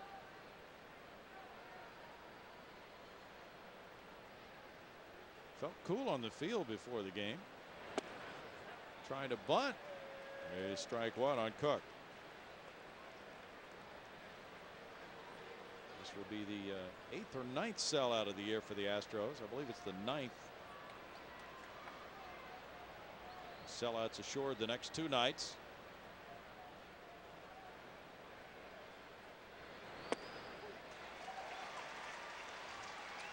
Number 8 was at home against Seattle on that last game of the last homestand. No balls and 2 strikes. I suggested to Phil that when he makes out the lineup card, he doesn't put Craig's name in it, just for fun, and post it in the clubhouse. Oh, that would be fun. Might not matter after tonight.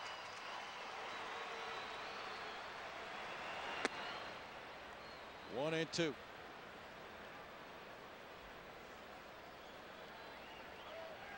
If you just flipped on your television set, Craig Biggio now just 1 hit away from 3,000, so stick around. Might see a little history. The 7th man to reach that plateau. Roberto Clemente died on a mercy mission after he got his 3,000th.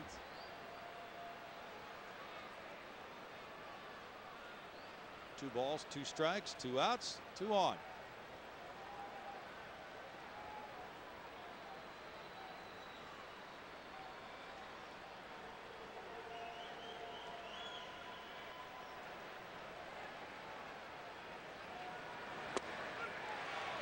Strike 3, and Oswald ends the 6th inning for Colorado with no runs, a hit, 2 men stranded. It is 1-0 Rockies.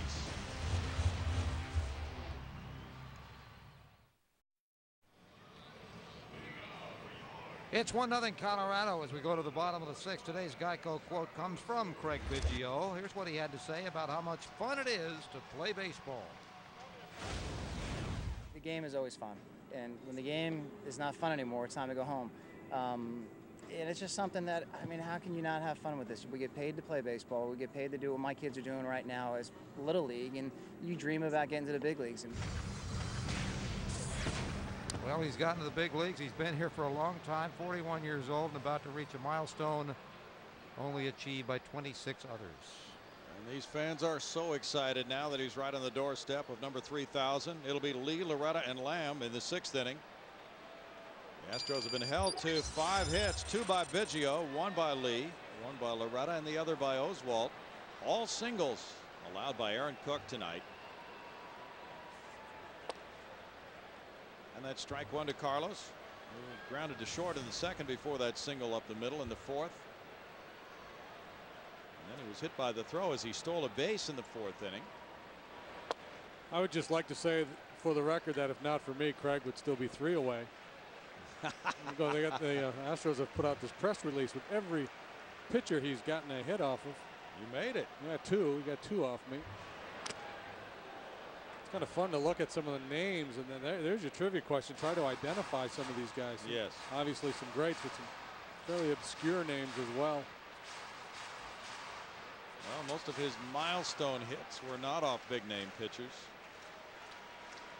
Like number 1,000, 1,500, 2,000, etc.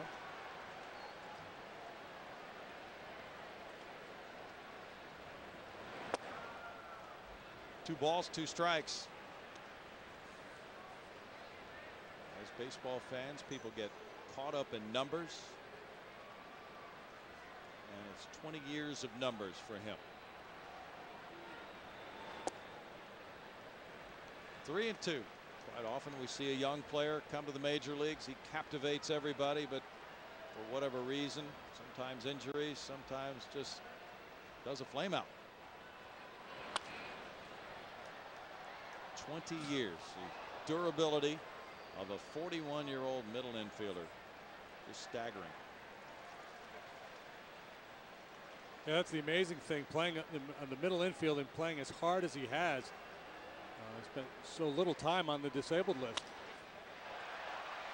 To right field, Hop. One down.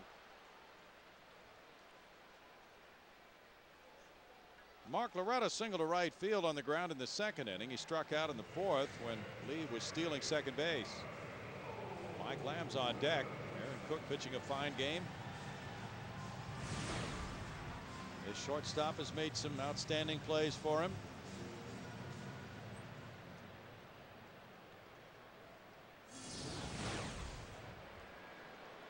Nine ground ball outs so far for Cook tonight. And there's ball one. There's a wild one going on in Philadelphia. Cincinnati 7, Philadelphia 7, bottom of the ninth inning. Adam Dunn hit his 23rd home run. Chase Utley has hit his 14th and 15th. Ramon Morel. Remember him? No. M-O-R-E-L. Don't remember him. He's on the list.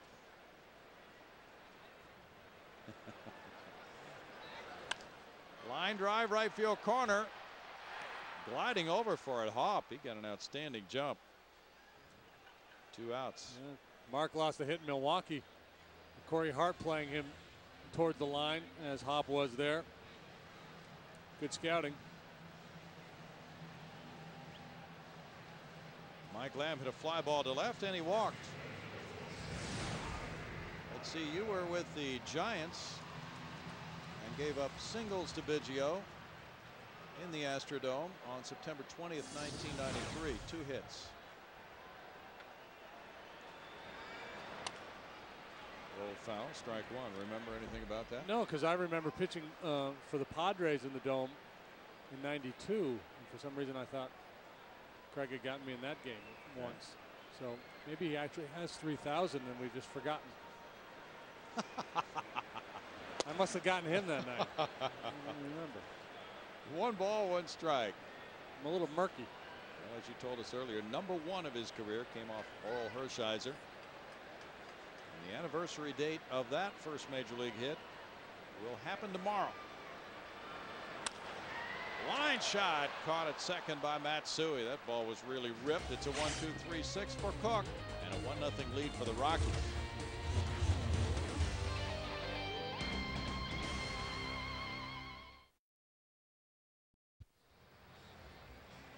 Time now for our Dodge Texas Truck Stop feature. Craig Biggio talking about who he considers the toughest outs. I mean, there's probably a couple guys. I'd say, you know, Barry in the National League is pretty tough, and Ichiro, I'd probably say, is pretty tough. I think he probably is not alone on those names. No. It's 1-0 as the 7th inning starts for Roy Oswalt with the top of the lineup. Taveras, Matsui, and Holiday due up. Taveras has 2 hits. That's foul for strike one. We got some news, unfortunately, on Frank Mancuso. He has had a heart attack, and he is in the hospital at Memorial Southeast. He had a mild heart attack on Saturday, and we think he might be watching tonight, and we want to pass along our best wishes to Frank. He's 89 years old, former Houston Buff, St. Louis Brown, and Houston City Councilman. Very good friend of baseball over the years. 1 ball and 2 strikes.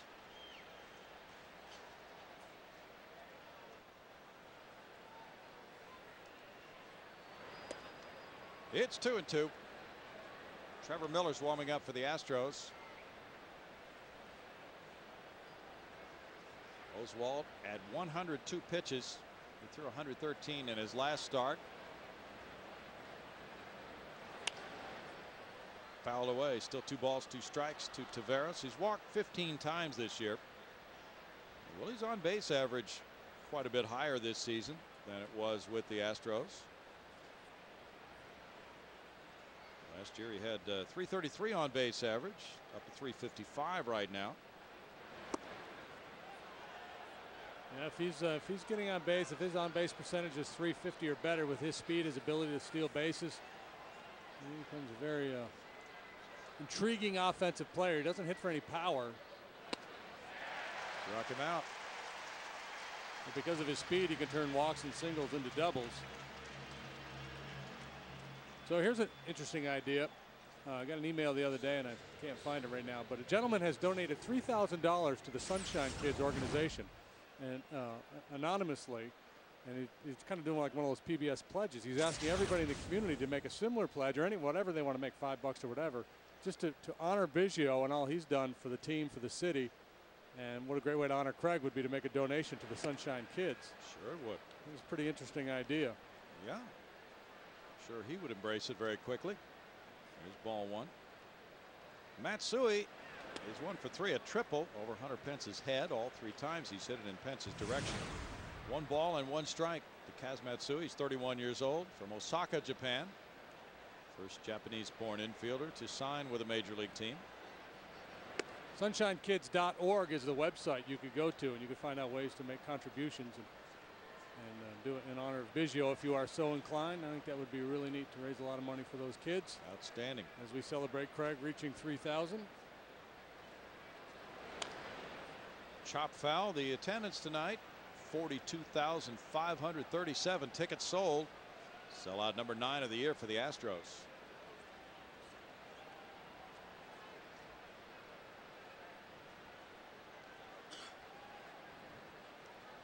This guy's been scary tonight with the swings he's had. Yes, he has. He's unloaded. That one's in on him, and he fouls it outside first base. 2 balls, 2 strikes to Kaz Matsui. Rockies have been outscored 25-7 during their 6-game losing streak.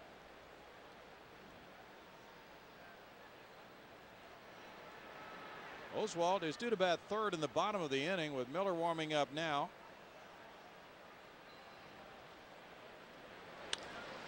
That fly ball goes to Hunter Pence, who catches it for the 2nd out.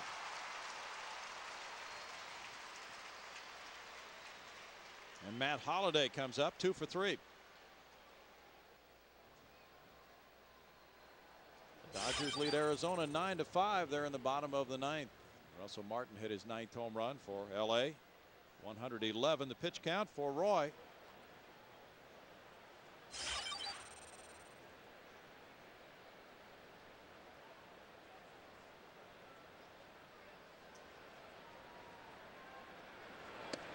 Holliday goes for 1 up and in, and there's strike 1. The fastball still has plenty of life at 94.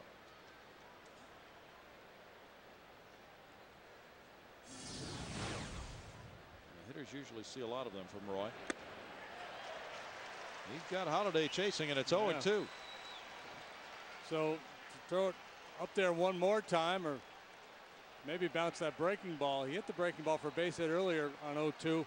So if you throw it here, throw it a little bit harder and get it down in the dirt. Make sure you don't throw it in the strike zone.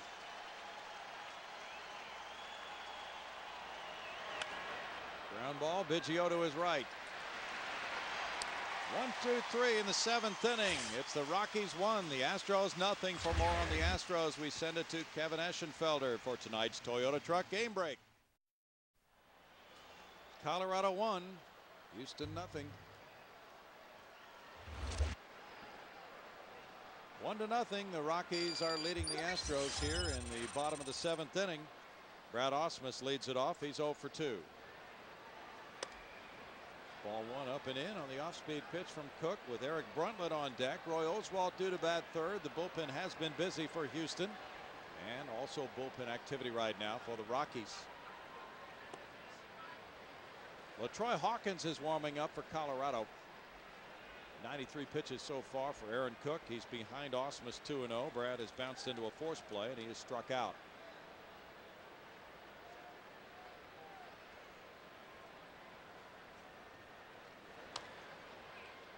Get a little dive bombing action, and it's 2-1. Aaron Cook's first road start this year was a beauty. April 8th at San Diego. 9 innings, 1 run, a no decision. His club lost it 2-1 in the 10th. He had 7 shutout innings on the road against the Mets in April, and a complete game win at San Francisco on 5 hits. Liner into left center field. Willie Taveras hustles to get there. Ausmus takes the turn. He's on with a leadoff single in the 7th. Well, the Astros had a lot of at-bats off Cook here tonight. That's Brad's third look at him. Last inning they flew out to right field twice and lined out to second base. So when a sinker baller starts to give up balls in the air, maybe the stuff is flattening out a little bit. The hitter's making the proper adjustments. But whatever the case may be, that's what a manager and a pitching coach will look at. If a sinker baller all of a sudden stops getting ground balls, that could be a little bit of a red flag. Eric Bruntlett is lined to right. He's grounded back to the pitcher. Chad Qualls is getting up in the Houston bullpen. Oswalt comes out to the on-deck circle with the third baseman Atkins in tight.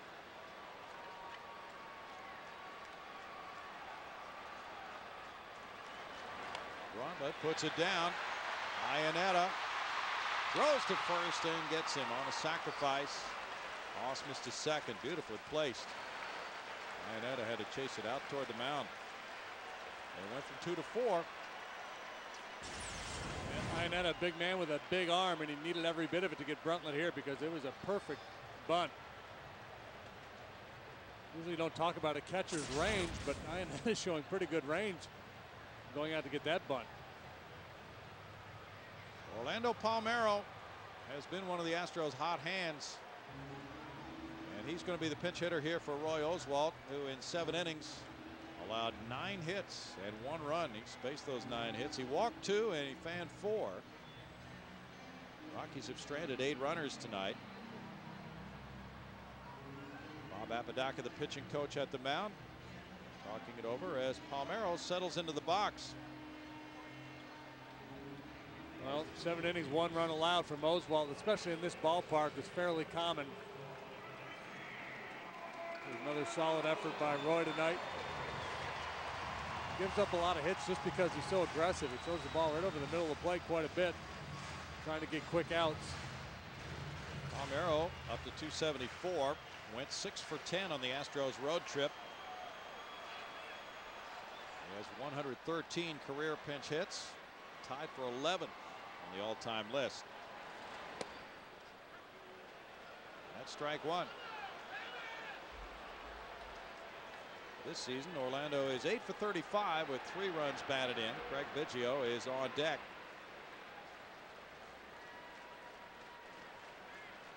Palmeiro has come through 5 times with hits in his last 12 pinch hit appearances. Bouncer to Cook.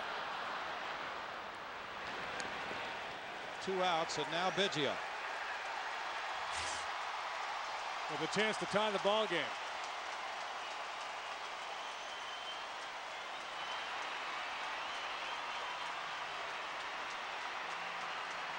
He's taking a little extra time. They've got to let the umpire get the Biggio baseballs. You know you got it going on when they use special baseballs for you.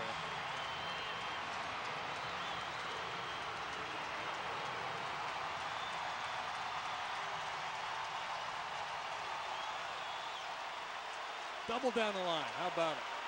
Look at Patty. Some anxiety going on there. And Quinn, there's his daughter Quinn. She's getting after it. What memories for these kids.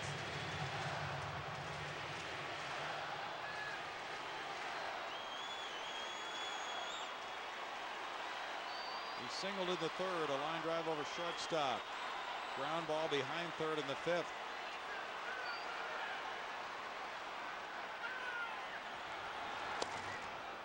Flashbulbs popping, and it's ball one. With his 2 for 3 night, he is now 5 for 12 in his career against Aaron Cook, who was very complimentary in pregame remarks about Craig and the career he's had. But he would just as soon not be the guy to give up 3,000, he said.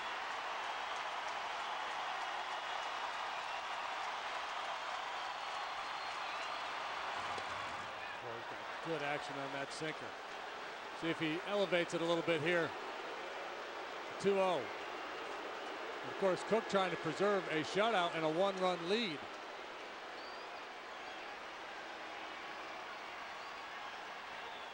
Not a whole lot of room between Atkins and the line.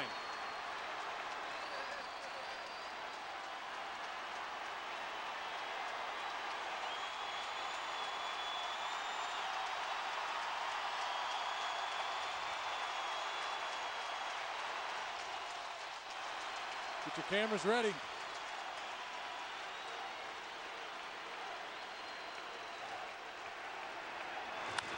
Line drive, right center field. That's number 3,000. And he drives in a run, and he's going for second. Taveras with the throw. He's out, but that's 3,000 hits for Craig Biggio. It ties the ball game. He arrived 20 years ago from Smithtown, New York, with Texas-sized dreams. And now, as he's mobbed by his teammates, those dreams have become reality. And they'll be recognized someday in another town in New York, Cooperstown. 3,000 hits for Craig Biggio, the 27th man to reach that figure. Here comes Patty and Quinn, the boys in uniform tonight down in the dugout. Connor and Cavan have been on the last couple of road trips.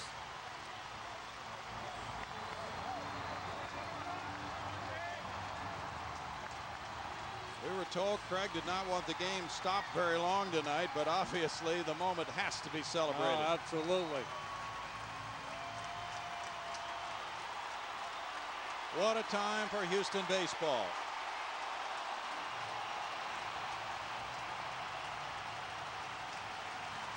One of the few players to get all of his 3,000 hits for one team. He's loving it with the boys, and Patty and Quinn, just 9 now. Craig Biggio becomes the 9th player in Major League Baseball history with 3,000 hits or more, all with one team, and he is overwhelmed.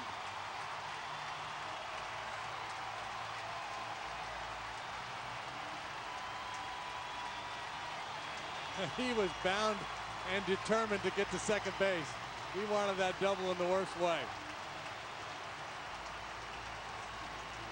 Pitcher coach Dave Wallace, Lance Berkman, as the teammates come one by one now to get their moment with Bidge. 1988, the date it started. The first hit of his career, June 29th. And now on June 28th, 2007, number 3,000. Oh, that is wonderful. When he first came to the big leagues, I don't think he was shaving yet. He was such a fresh-faced kid. Not real big. It looked like he could knock the bat out of his hands, and for much of that first year, that was the case. But they haven't been able to take the bat out of his hands for the last 20 years. He's the all-time right-handed doubles leader, and he tried for one more double. This would have been his 659th, but Willie Taveras threw him out. Willie apparently failed to read the script. Breaking from the box as he has for 20 years of Major League Baseball. He came out like a shot, and Taveras threw to Tulowitzki. And there's the moment for the Biggio family.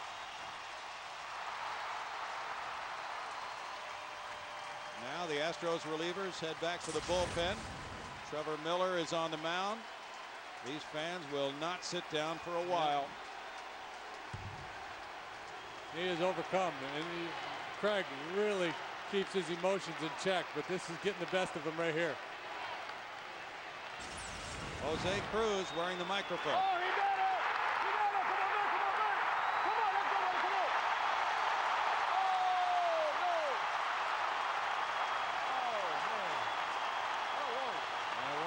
He was the all-time hits leader for the Houston franchise. Now it's been elevated to another level by number 7.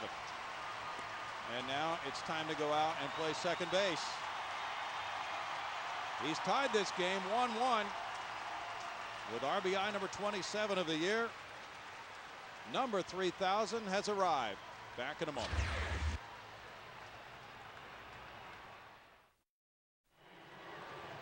Such an unusual moment. Jeff Bagwell emerging from the Astros clubhouse between innings, and for the hug, then Craig dragged him out onto the field.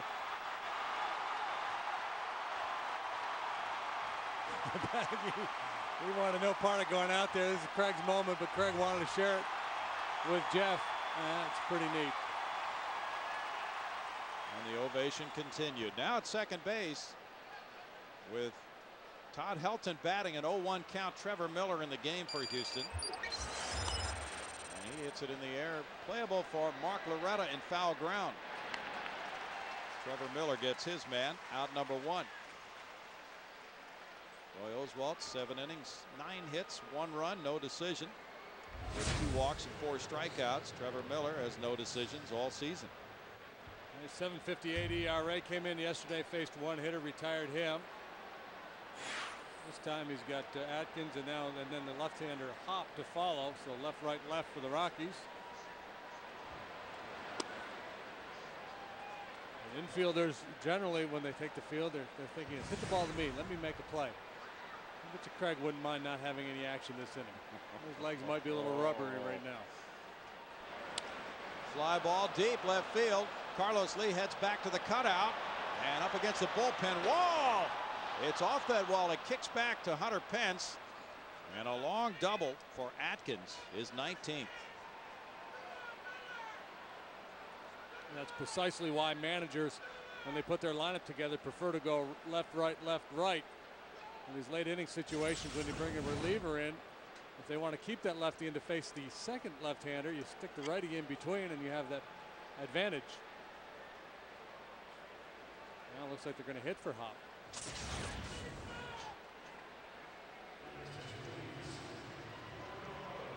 So we'll see now with Ryan Spilborghs, the pinch hitter, if Phil Garner responds with a move to counteract Spilborghs. Hop was 1 for 3. He will. Right-handed hitters have been very effective this season against Trevor Miller.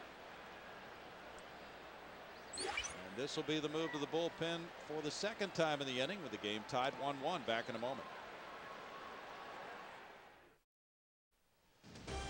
Houston Astros baseball on FSN Houston is being brought to you by Dodge, by Corona, by Pennzoil, and by Southwest Airlines.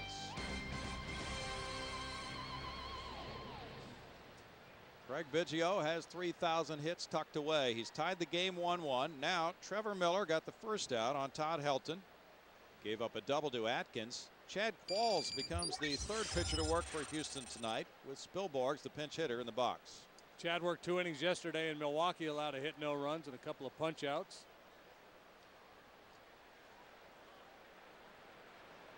Spilborghs was 0 for 1 in yesterday's Rockies game against the Cubs as a pinch hitter. He looks at ball 1.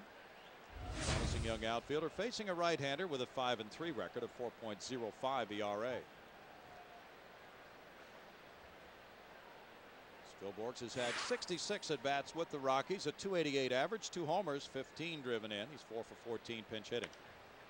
Cranks a fly ball deep toward the Astros bullpen and right center field, and Spilborghs has unloaded. A 2-run pinch homer, and the Rockies lead it 3-1. The Astros bullpen woes continue. On the road trip, that bullpen was 1-3 with a 13.90 ERA, and now Spilborghs has made Clint Hurdle look like a genius with a pinch hit 2-run homer. Shooting for the outside corner, and that's a tough pitch for Chad to make because his natural fastball has so much run and tail. And back in on right-handed hitters, and that one just moved back to the middle of the plate. Ground ball, and there's a sliding play by Bruntlett. He tries the long throw on Tulowitzki, who beats it for a hit. Tremendous effort by Bruntlett. Didn't look as if he would have a chance, but Tulowitzki's now 2 for 4.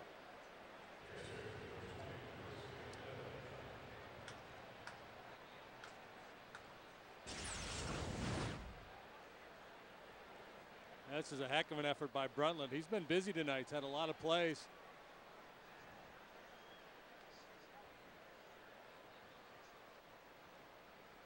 That was Colorado's 3rd pinch homer of the season, provided by Spilborghs. Iannetta, the catcher, in the box as the throw goes to first. Dave Borkowski warming up for Houston. Iannetta's had quite a night with a homer and 2 walks.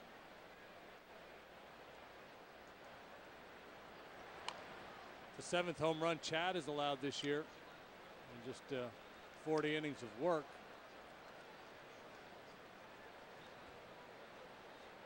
Usually when Chad gets hurt, it's with his slider. I think he makes more mistakes with his slider than that sinker. Well, the bullpen continues to be quite a dilemma for the Astros, with a 5.26 ERA coming into this game. Runner going. Throw from Osmus to Biggio. Not in time to prevent the steal by Tulowitzki. Brad could see him going, and he was trying to get Qualls to step off or throw over. Watch Brad just prior to the pitch.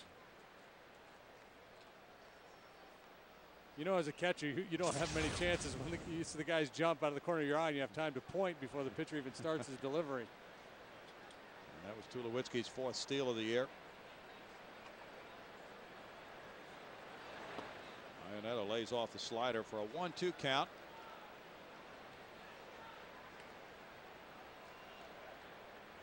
Corey Sullivan's on deck. The pitcher spot due up next for the Rockies.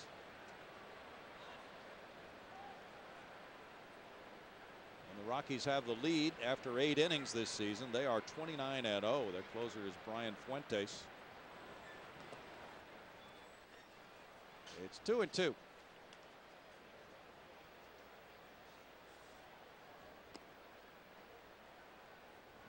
Now the Astros relievers have surrendered 12 homers in the last 8 games. Very difficult stretch.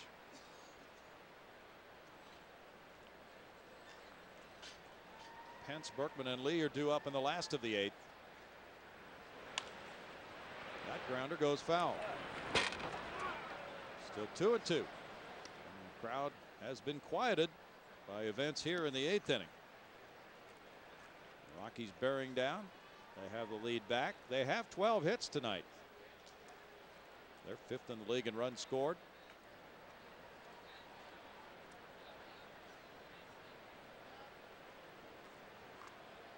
That's kind of deflating, isn't it?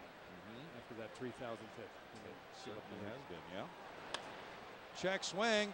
It goes over Lamb up the right field line. Berkman charging. Runner coming home. Here's the throw to the plate.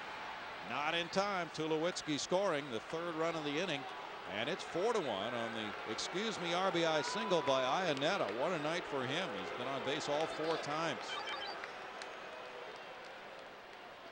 A blast, a couple of walks, and now a blooper to drive in the run. The stolen base by Tulowitzki paying dividends for the Rockies. 3 straight hits allowed by Qualls since entering the game. And Phil Garner's making that slow walk to the mound. It's 4-1 Colorado. Back in a moment.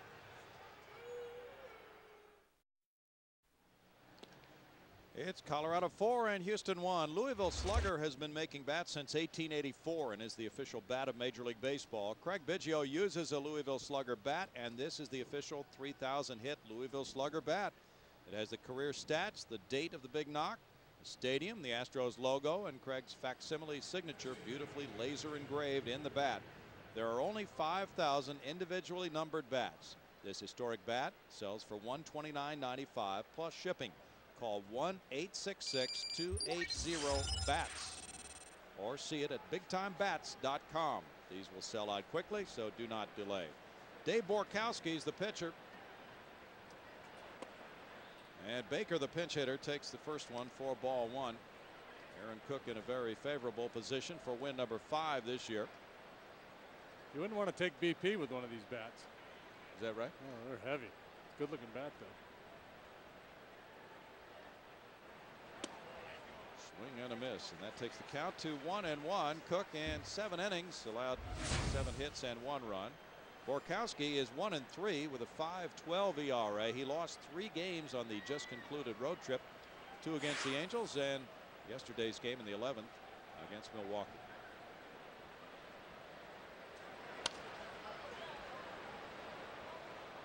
Just click your heels together, Dave. Say there's no place like home. There's no place like home.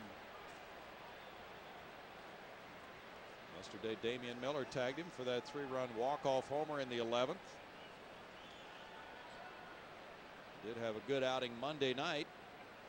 Didn't allow a hit against the Brewers, but he has gone through rough times. He has plenty of company in that Houston bullpen right now.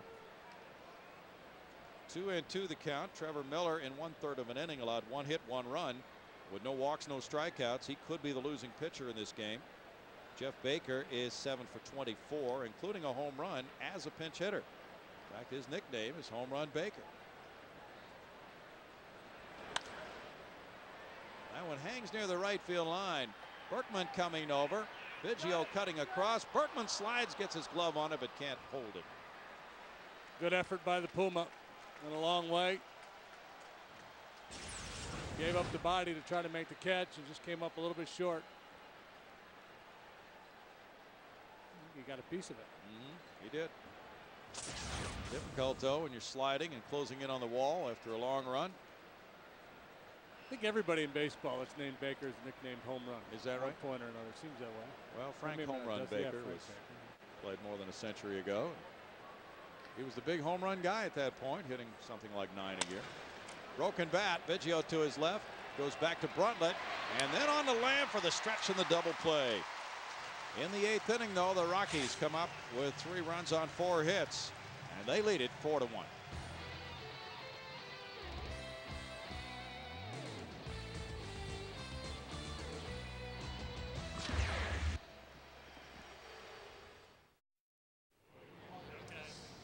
It's 4-1. Colorado leads it as we move on. You know, when you can't catch your Astros on FSN, check out MLB.tv. The Astros are always with live and on-demand video and audio of every game. For more details, visit Astros.com because that's where baseball's always on. This is a great night to have that. If you're traveling, say you're in Washington, D.C. or something because your daughter's got college orientation and you want to follow Biggio's exploits. Oh, well, that would be one example. That might be affecting somebody we know then. Ryan Spilborg stays in right field. LaTroy Hawkins is in the game in the bottom of the 8th inning with an 0-3 record, a 3.66 ERA. Hawkins has been around a long time. Real good fastball. You can get mid-90s with it. Carter Pence on one hop. Atkins, one down in the home 8th inning. Pence is 0 for 4. Now Lance Berkman, he's 0 for 3. And then Carlos Lees. The Astros try to whittle away at this 3-run deficit. Spilborgs with a big 2-run pinch homer snapped the tie, and then the Rockies were able to add on the single by Iannetta. The Astros have work to do against the Rockies bullpen, which has won 16 and lost 12 this year. Astros announcing that a celebration will be held to commemorate Craig reaching 3,000 hits on the Sunday, August 12th, 105 game with the Brewers. Deep to left center field. Willie T back. Lance Berkman has hit it. Oh, out of here for Berkman. He got it above that yellow line. That's number 12, and he is heating it up. It's 4-2 now. 46 runs batted in. He cleared that yellow line with a majestic left center field swat. Well, the home run yesterday was straightaway center field, measured at 430 feet at Miller Park in Milwaukee. So when he starts driving the ball like that straight away and hitting it hard the other way, you know he's getting locked in. So there's 1 down, 4 to go for the homestand. Starting to like my chances. Yes, sir, with 11 games total. Carlos Lee looks at ball 1.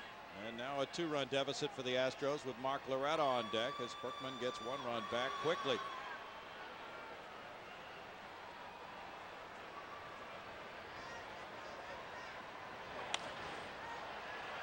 Hangs towards shallow right field. 3 players giving chase. Matsui has the angle, and it foul ground the catch. 2 outs.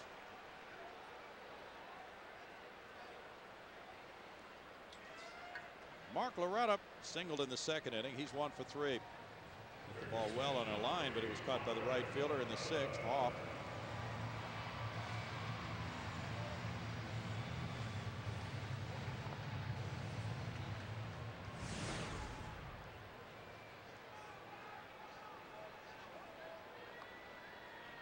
Chad Qualls, no innings pitched tonight. 3 hits and 2 runs allowed. No walks, no strikeouts.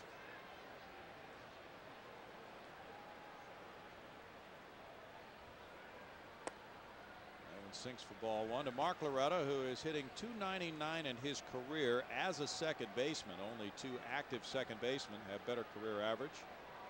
Placido Polanco and Jose Vidro.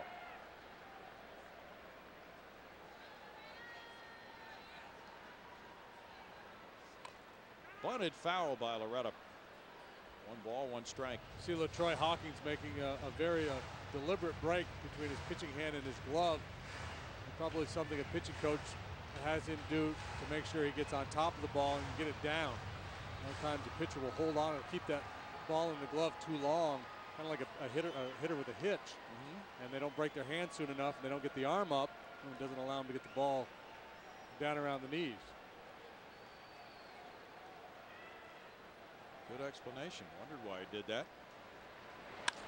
Line shot off Hawkins and past Matsui into center field. That ball was ripped by Loretta, and he's 2 for 4 tonight. 3 lefties in the Colorado Rocky bullpen. Wouldn't be surprised if we saw one now with Mike Lamb coming up there.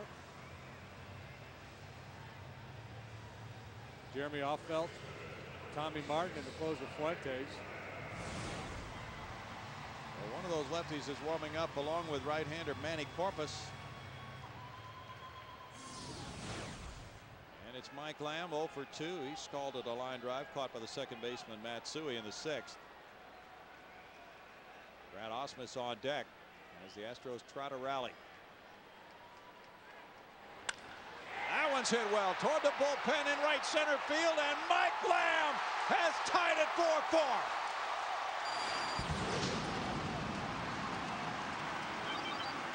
2 home runs in the inning, and the Astros with a 3 spot are right back to a tie. We talked about LaTroy Hawkins still having that good fastball in terms of velocity, but he doesn't have a lot of movement. It's pretty straight. And Mike Lamb can handle the straight fastball. I don't care how hard you're throwing it. He got the head out front of that one and just hammered it. Great backspin, good high finish. A little bit surprised they didn't go to the lefty there.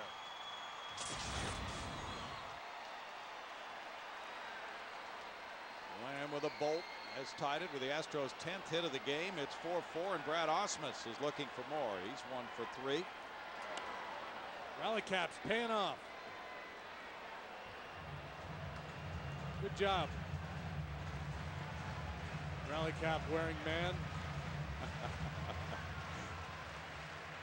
A timely 2-out, 2-run homer by Lamb, and it's 4-4. 13 hits for the Rockies to the Astros 10. And the win goes away for Aaron Cook. That's a shot into right field. That's the 4th hit of the inning. And both these clubs have late inning offenses tonight. Well, you pointed out that the Rockies hadn't lost a game all year when leading after 8, so pretty good idea not to let them have the lead after 8. That Hurdle is on his way to make a change. The Astros have tied it. Eric Bruntlett is ready to hit. Manny Corpus has been warming up in the bullpen for the Rockies. We'll be back with the game tied 4-4 in the 8th. Colorado 4, Houston 4 in the 8th. Our Valero Energy to take you anywhere replay shows you the big hit of the night. Craig Biggio with a run-tying single in the 7th and the 3,000th hit of his career.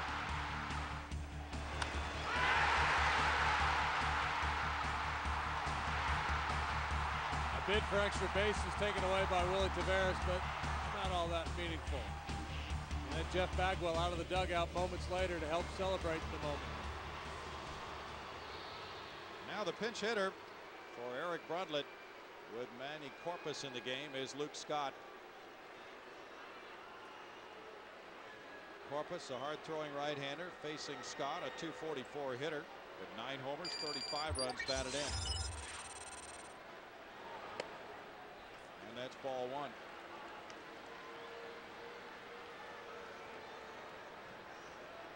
Scott was hitless yesterday, but the day before had 2 home runs at Milwaukee.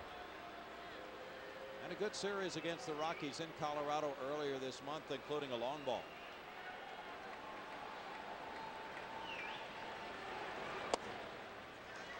Sweeping slider from Corpus, who's had a real nice year. The trade-off, of course, with this move is you weaken your club a little bit defensively, taking Brundtland out of the ball game.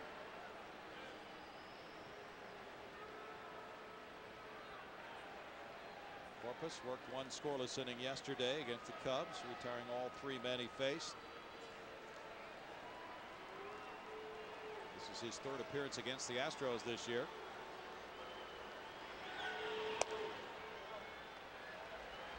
He's from Panama City, Panama, and he got into it with Carlos Lee back on July 5th at Colorado when he hit Lee with a pitch in the left shoulder. Those are his numbers for the year. And they're good ones. .241 batting average against, just 2 home runs allowed in 38 in the 3rd innings and a .282 ERA. Good life on that fastball.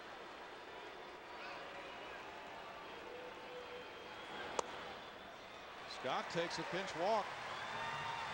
And Dave Borkowski, who was on deck, is being called back. Morgan Ensberg comes out of the dugout. Ensberg started yesterday's game, and he went 0 for 4 at Milwaukee. He's hitting .214. He has 7 homers, 21 runs batted in for 173 at bats. As a pinch hitter, he's 2 for 12. Both those 2 hits are pinch homers.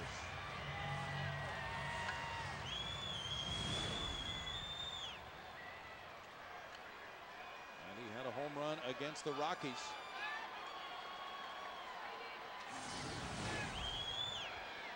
That was a pinch homer off Brian Fuentes in the Rockies' 8-7 win on June 6th in Colorado.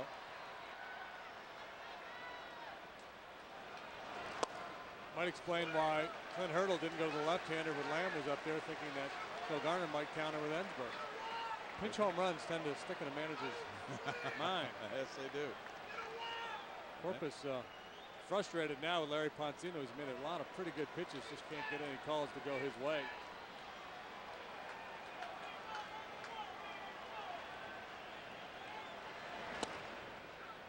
That one does go his way, and the count's 1-1. Also in that game in Colorado, Scott hit a 2-run homer off Corpus, who just walked Luke on 4 pitches.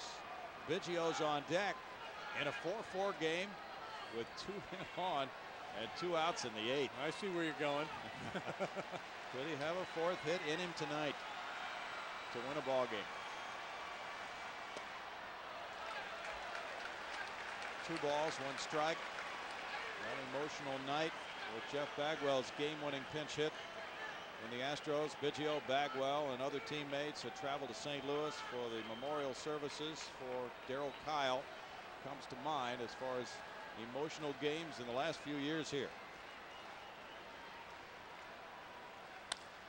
Bouncer to second, Matsui, to end the 8th inning, and the Astros tie it with 3 runs in the 8th on 4 hits. They strand 2, move to the 9th, and it's 4-4.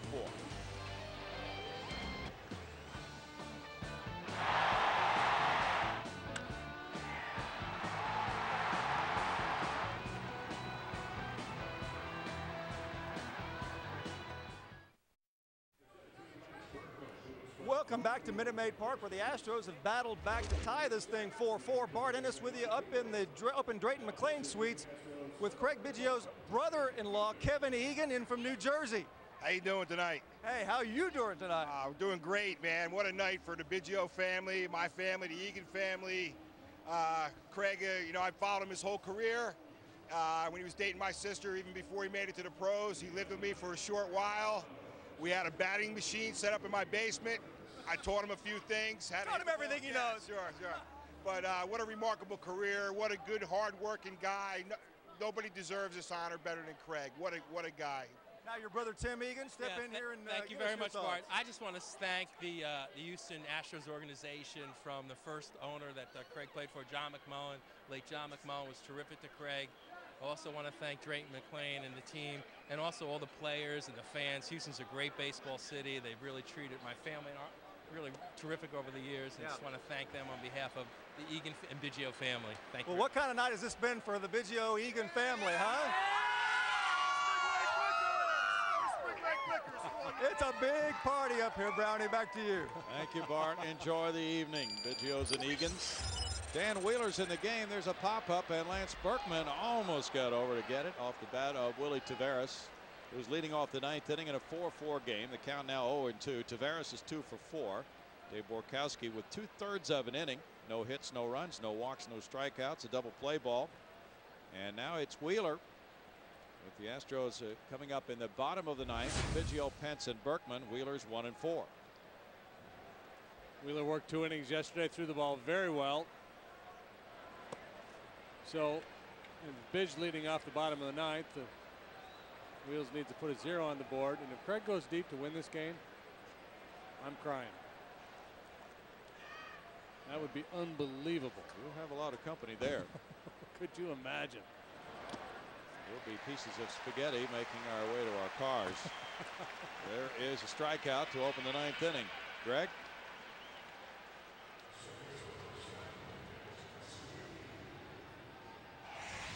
Greg's working his way out to the Crawford boxes, I think. Well, Corona tells you about Chris Sampson. He likes to hang out with his family and new baby, likes to deer hunt, loves college and pro football.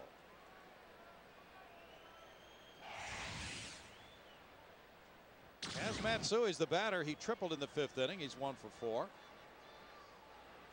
Mike Lamb camped in tight at third base, very close to the line. Berkman almost standing on the base at first. Good breaking ball there by Wheels. Good tight curveball. Dan pitched well yesterday, 2 hitless innings. He came in with the score tied 3-3 in the 9th inning, worked the 9th and 10th. And he got a win last Sunday night at Texas in the 10-inning victory. Even though he failed to protect 2 leads in that game, the Astros regrouped to win it 12-9.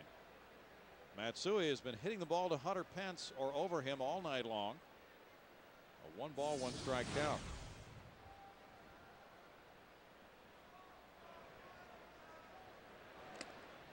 Up to bunt, and he takes instead. It's 2-1. Yeah, he'll drag bunt. He'll also push it down the third base line. We've seen him try that little chop play from time to time too, where he tries to push it out towards the shortstop. Lines are being guarded by the Astros, trying to take away the extra base hit from Matsui. A little deeper in the outfield. 2 balls, 2 strikes. Matt Holliday on deck.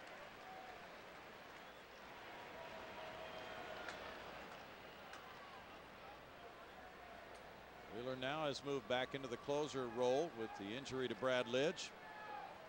Bill Garner using him in a tie game in the 9th inning, hoping he can post a 0, and then Biggio, Pence, and Berkman can go to work to snap the tie in the bottom half. Line drive going foul.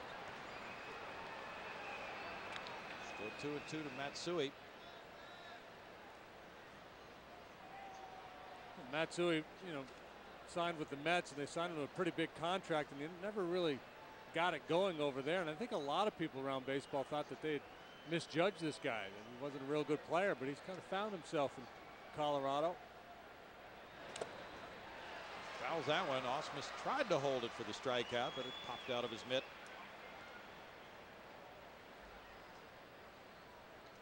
Well, maybe it was the pressure of playing in the bright lights, big city.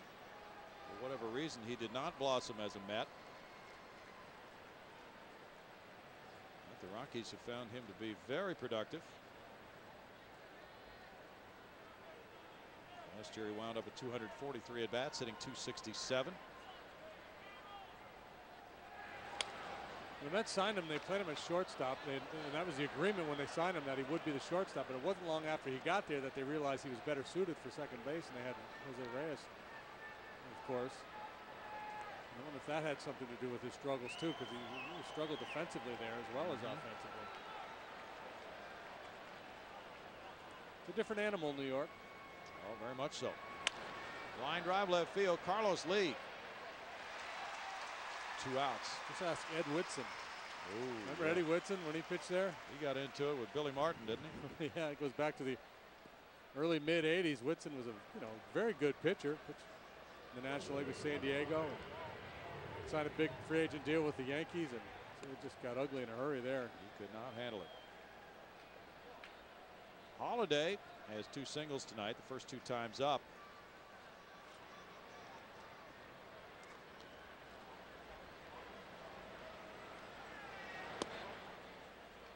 Brings it inside for ball 1. LaTroy Hawkins in 2/3 of an inning allowed 4 hits, 3 runs, no walks, no strikeouts. That was Berkman's second home run this season off Hawkins. Fouled, and it's 1-1. These 2 teams have played some dandies this season. The Rockies winning twice by 1 run in Colorado, 8-7 and 7-6 after the Astros had won the opener of that series.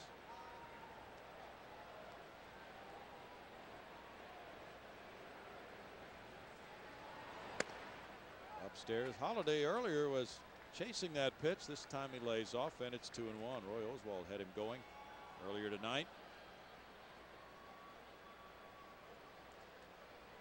Rockies have had 9 straight 4th or 5th place finishes. Chopper over the mound. Biggio in. Quick throw to first. And he gets him.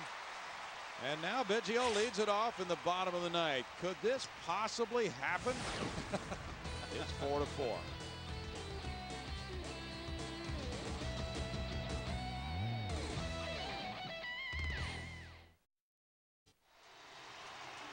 It's Colorado 4, Houston 4.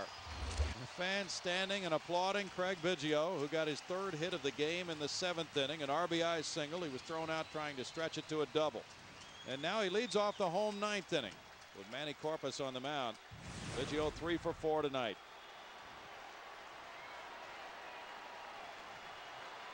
Something about thigh high on the inner half. Fairly straight. Well, an electric night at Minute Maid Park. It's ball 1 from Corpus. 3 career walk-off homers for Craig. The last one in July of 2001.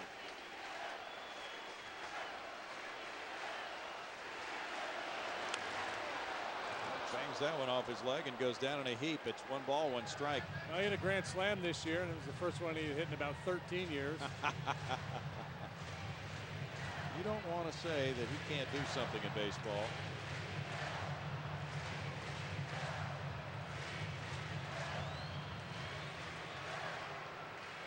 Probably dads here with their kids that saw him break in when they were kids. 2 balls and a strike. The Astros have won 7 games in their final at bat. If they do it tonight, it will be magical around here for a while. And there will be a special night for Craig on August 12th against Milwaukee to honor his achievement. Line shot to right field, hit number 4 of the night. 3001. He passes Roberto Clemente.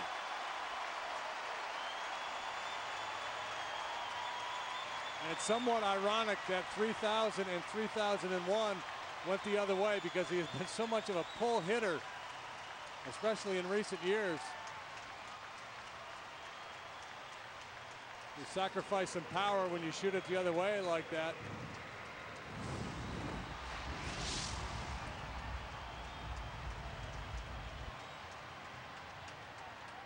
Now Hunter Pence took a look down at the third base coach, Doug Mansolino. He's 0 for 4. Third baseman Atkins creeping in as the throw goes over. Biggio this year has 3 steals in 5 attempts.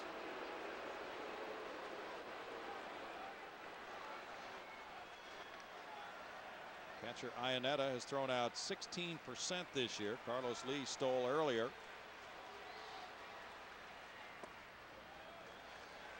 Ball 1 to Pence with Berkman on deck.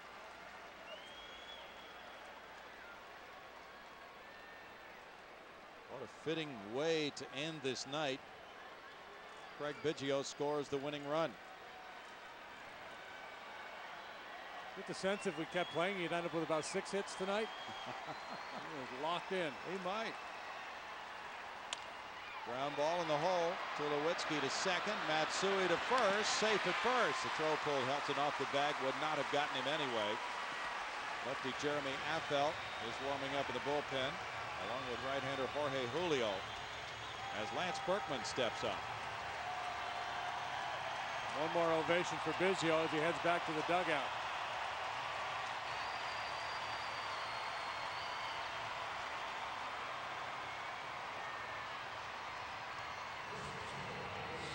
As he has so many times in his career, he's a rally starter here in the ninth. Now Clint Hurdle is walking out. May prefer a lefty to turn Berkman around, and he does have Affeldt working. He'll make the change to pitcher number 4 of the night for the Rockies. It's tied 4-4 in the ninth. Back right after this. Colorado 4, Houston 4. 1 out, bottom of the ninth inning. Hunter Pence, the base runner. And it's a lefty coming in to turn Lance Berkman around to bat right-handed. Jeremy Affeldt pitched yesterday. He is 4-1 with 3 holds and a 2.87 ERA. And it turns Berkman around to the right side. That's the way most managers will play it. And it also makes it a little bit tougher for Hunter Pence if he's thinking about trying to steal a base with that lefty on the hill. 4-1, 2.87 ERA for Affeldt.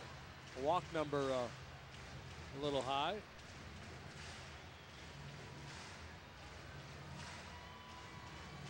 Berkman homered in the 8th inning for his 2nd straight game. He's 1 for 4. As a right-handed batter, he does not have a home run. He has 1 extra base hit this season, a double.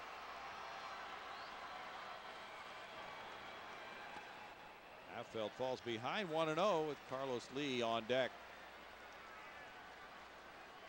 Affeldt just turned 28 earlier this month. Last year with Kansas City and Colorado, he was 8-8 with an ERA of 6.20 from Phoenix, Arizona. Breaking pitch goes for ball 2. Pretty good pitch. And I think the way Iannetta caught that ball may have cost him. Didn't frame it very well.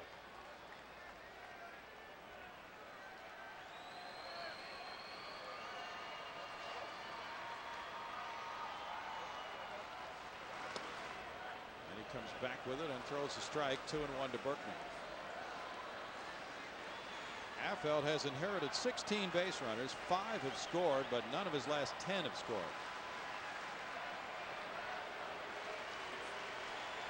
He has not given up a home run this year. Goes over to first. Hunter Pence back. 31 1/3 innings for Affeldt without surrendering the long ball.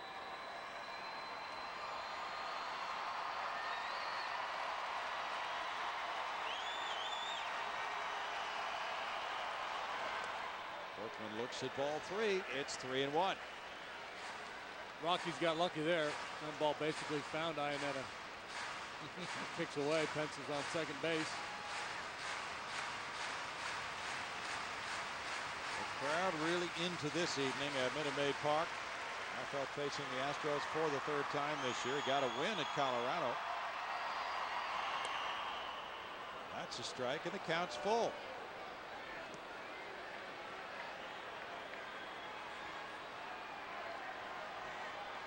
Guess you have to look for that breaking ball if you Lance here. Kansas City drafted Affeldt in the 3rd round in '97. Berkman steps away and calls time. Jeremy was a starting pitcher with the Royals earlier in his career.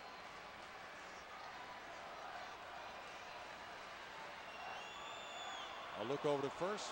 Pence back to the bag. Yeah, I don't think I would have him going here. It'd be tough to get a good jump on Affeldt.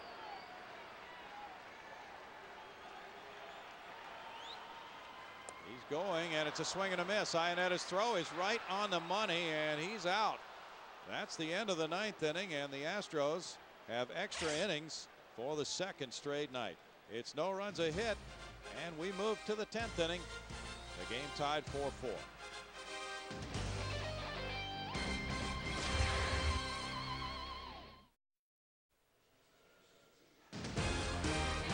Houston Astros baseball on FSN Houston is being brought to you by Gatorade Thirst Quencher. It's in the MLB. Is it in you? Extra innings for the Astros. They lost in the 11th yesterday at Milwaukee. They are 3-6 in extra inning games. The Rockies are 6-4. The 10th inning opens with Todd Helton against Dan Wheeler. Helton 0 for 4. Atkins and Spielborgs to follow. That's ball 1. Yeah, Helton 0 for 4 might be the worst statistic of the night. His percentages are not in your favor. Now he's going to go 0 for 5. Highly unlikely that he will not reach base in any given game. Strike call, and it's 1-1. Mike Lamb very close to the bag at third, and Berkman is deep at first base, close to the line.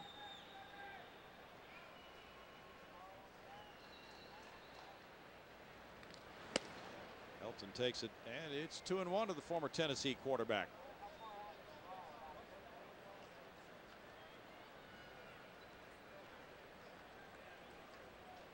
Hunter Pence about 4 steps toward right center for Helton. And now it's 3 balls, 1 strike. Got a lifetime on base percentage of .430.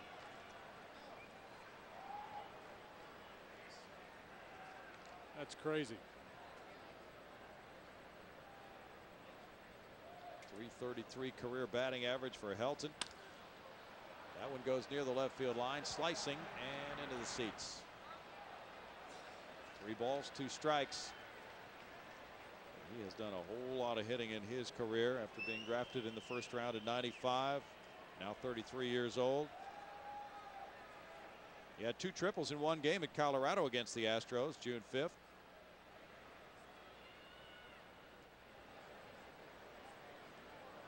Yeah, he doesn't get many of those. Those are the only 2 he has. He's not a real speedy guy.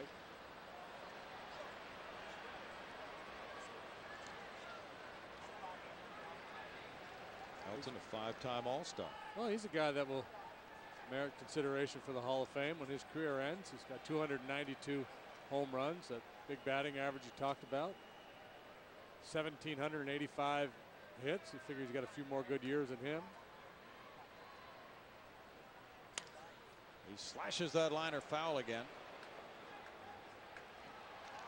He's a .500 career hitter against Wheeler. Stays healthy, he could end up with 3,000 hits. He's 2 for 4 against Dan.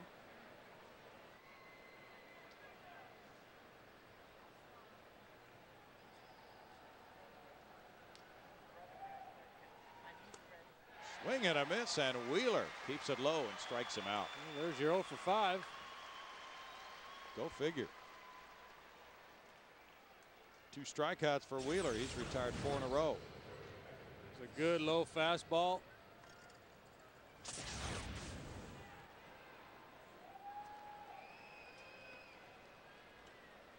Garrett Atkins is a .292 career hitter. These Rockies hitters who have been established for a while can put up some numbers.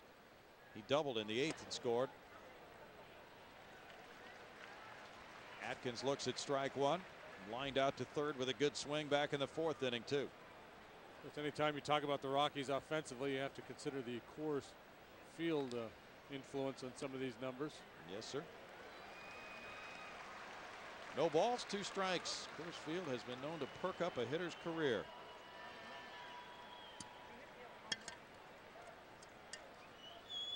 Atkins hitting .220 on the road this year. The Rockies typically over the years have really struggled to win on the road. They're 17-22 away from Coors Field this season.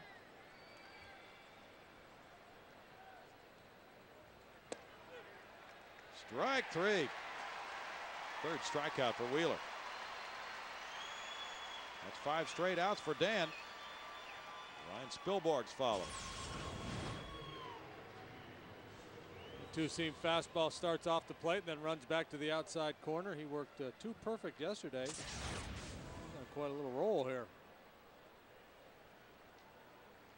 Spilborgh's ripped a 2-run pinch homer in the 8th inning. That broke the 1-1 tie. Showing bunt this time. He looks at strike 1. Ryan's from Santa Barbara, California. Went to UC Santa Barbara. Talented player who was called up from AAA Colorado Springs, where he was hitting .324. John Mabry was released. He didn't pick up that slider, and it's 0-2 on Spilborgh's.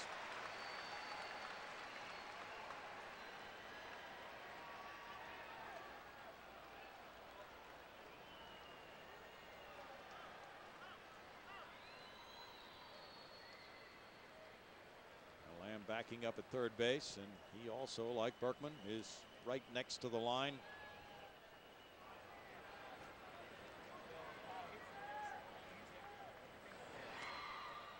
Breaking pitch misses, and it's 1-2. The Astros in the bottom of the 10th have Lee, Loretta, and Lamb due up.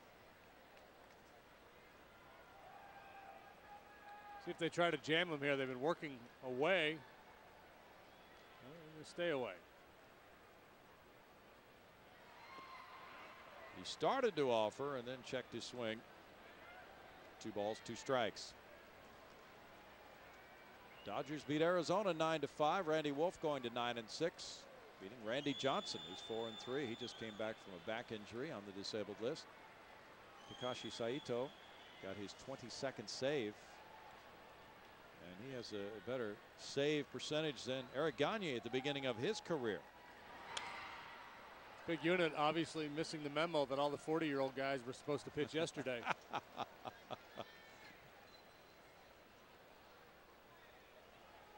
Well, Kenny Rogers, he probably pitched today, right? Because they got rained out yesterday. Yeah, he did. And those old guys had a pretty good day. They did. Smoltz, Glavine, Maddox all pitched very well. Woody Williams pitched well. Yes, he did. Swing and a miss, and Wheeler has set down 6 in a row. Now the Astros come up at the bottom of the 10th inning with Carlos Lee to lead it off. It's tied 4-4.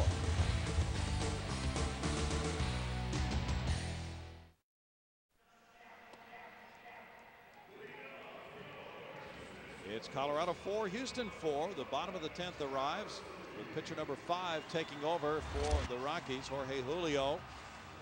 And Carlos Lee had a special moment in the Astros' final at bat earlier this season. So he'll try to come up with something here in the bottom of the 10th inning. As he's 1 for 4, he singled in the 4th inning, stole a base. He's the first man to face Julio. And then Mark Loretta and Mike Lamb are due to bat. So as Lee walks to the plate, it's Julio, who was a closer with Baltimore, and last year pitched for the Mets in Arizona, had 16 saves in 20 opportunities. He's had a lot of late game experience. Here's what Carlos Lee did against the Giants. May 15th, a walk-off home run. Do it again, do it again.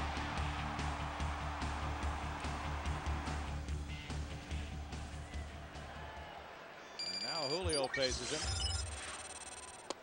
To borrow from Paul Simon, it's Lee and Julio down at the ball yard. That's good. Maybe he can take him to school. He fouls it back. It's 1 ball, 1 strike. Julio is pitching for the 4th time in 7 games on this Rockies road trip. 16 games with Colorado, a 2.03 ERA for Julio. He got his 4th blown save of the year Friday at Toronto. Yeah, they've already lost a couple of heartbreakers on this road trip. We're down 8-3 to the Cubs. Scored 5 runs in the 9th. I think maybe 6th to even take the lead in that game, and then the Cubs beat him in the bottom of the inning. Yes. I said that was the first time the Cubs had done that since '45. Bouncer to third. Hopkins takes care of out number 1 for Julio, who began the year with the Florida Marlins, and he was traded for Byung-Hyun Kim. And so his work in Florida not overly impressive. He's pitched much better here, but overall the numbers: 6.35 ERA, 0-2. More walks than strikeouts. That usually spells trouble for a pitcher. 3 home runs allowed and a .314 batting average. Mark Loretta faces him now. Mark is 2 for 4 in this game. Mike Lamb on deck as strike 1 comes in to Loretta. Loretta's only faced Julio once in his career, and Julio retired him.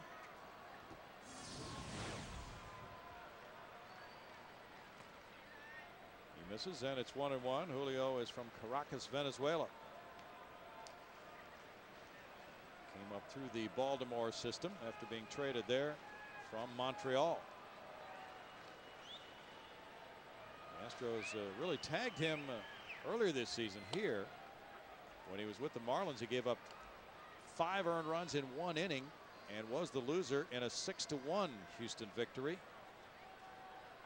And Carlos Lee hit a 2-run homer off him and a 2-run double in that same inning.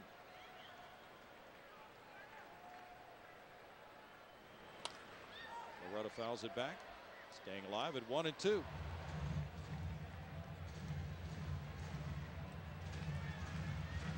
A little bit of a run, a 3-year run as the closer in Baltimore. Best year in terms of saves, 2003, at 36 that year.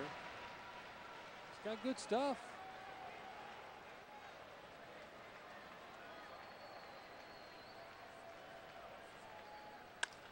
Bouncer over the mound. Tulowitzki cannot stop it from going into center field. Hit number 3 of the night for Loretta. Biggio has 4. Loretta has 3.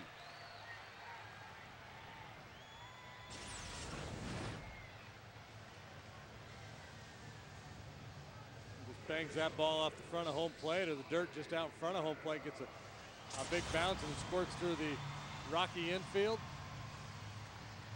Hey, don't forget that coming up after the game on Astros Live, Kevin Eschenfelder's in the studio. Neil Holfeld joins me out here. In fact, we're already out here in the Landry's Crawford boxes with insights and analysis. Brownie and JD will analyze what we've seen. And we are hoping that Mike Lamb can make it happen real fast. Back to you guys. Well, there's strike 1 to Lamb. He ripped a 2-run homer in the 8th inning. The Astros' second home run of that frame to tie it. He's 1 for 3 with a walk. A big hole on the right side to swing at, with Helton holding Loretta on. Mark's not a threat to steal. Taveras is in right center. Oh my.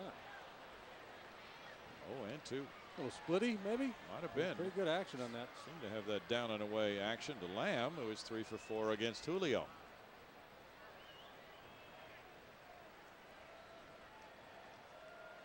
Yeah, just a little base hit here. Got a battle down 2 strikes. I think that's what happens in some of these extra inning games. That's why they sometimes go on and on and on, because hitters go to the plate thinking the same way we do. Knock one out of here. Get out of your game.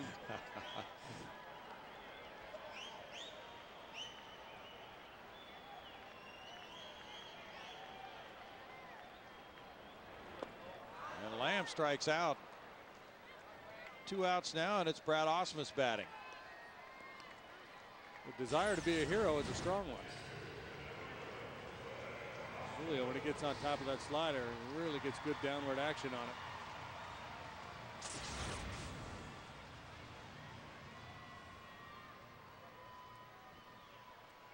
Baseball fans through and through staying to see this game to conclusion, and it's Ausmus who has 2 singles and 4 trips. Craig signed my face and I'll never wash it again. We were admiring the Biggio 3000 t-shirts they gave us. There's strike 1. Extremely colorful, and we see some folks down in the seats who apparently have gone to the gift shop and secured some for themselves.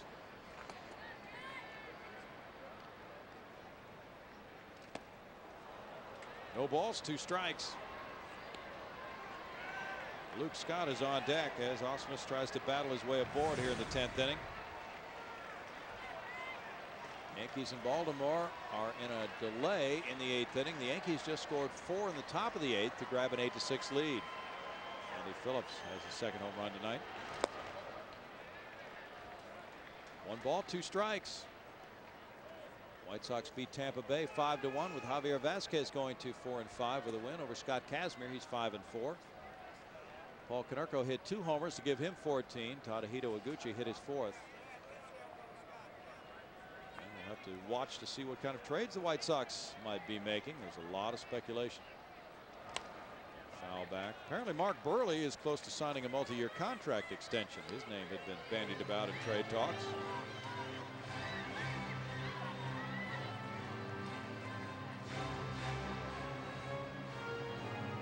Cincinnati and Philadelphia are tied 7-7 in the bottom of the 10th in Philly.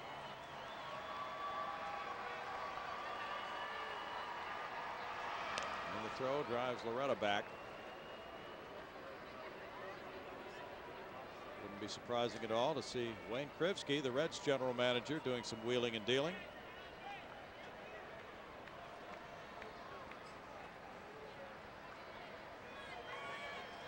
He did a lot last year. Yes, he did. Good cut by Ausmus on the foul ball.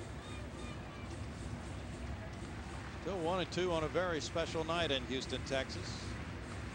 Greg Biggio, the 27th member of the 3,000 hit club. And then number 3001 pushed him past Roberto Clemente into 26th place on the all-time list.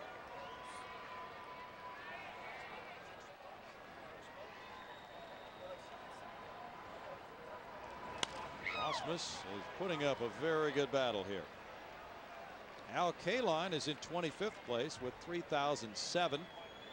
Wade Boggs 24th, 3010. And then Rafael Palmeiro 3020 in 23rd place.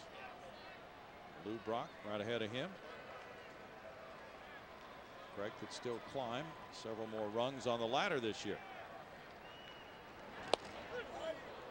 Strike 3. And in the 10th inning for the Astros, it's no runs a hit and a man left. Moving to the 11th, it's 4-4.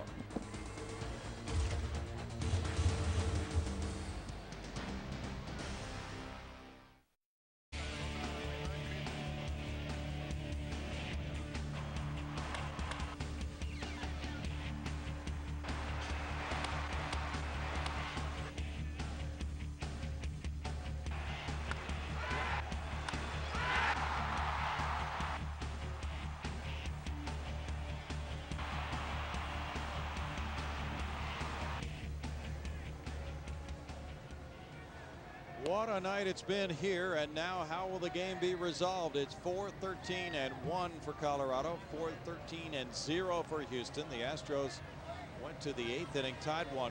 Each club got 3 in the 8th. The Astros hit 2 home runs. The Rockies had a 2-run pinch homer, so we've had a lot of late inning heroics. But now as the relievers press this game further on into extra innings, it's tough to get base runners. And Brian Moeller is pitcher number 6 for Houston. Brian 0-2 with a 5.67 ERA. At the bottom of the Rocky order to deal with. Tulowitzki is 2 for 4. There's strike 1 to him. Iannetta is due up second.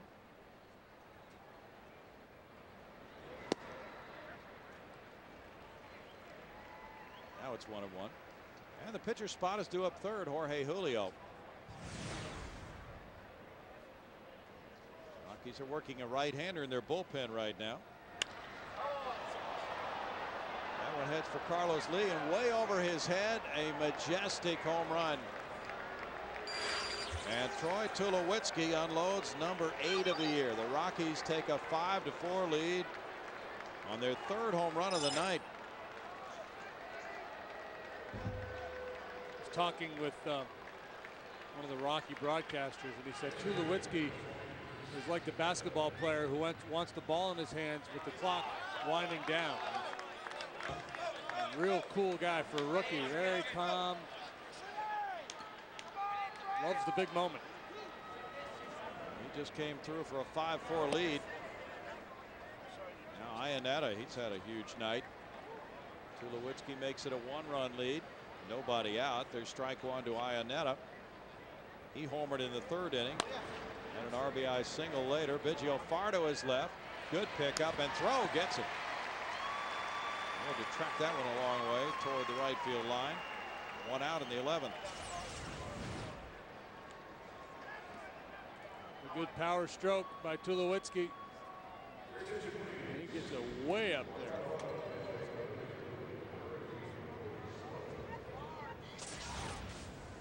Now a pinch hitter, Corey Sullivan. Left-handed hitting outfielder, 2 for 4 with an RBI as a pinch hitter this season. Comes up for Julio. Strike 1 to Sullivan. Sullivan has had 8 at-bats as a Rocky with 4 hits and 1 RBI. Strike 1 for Brian Moeller with Willie Taveras on deck. Sullivan takes that one and the count is even, 1-1.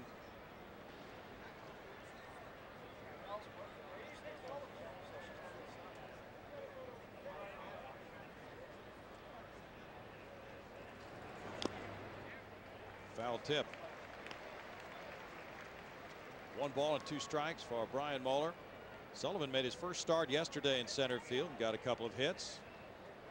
He was recalled from AAA Colorado Springs on the 15th of June.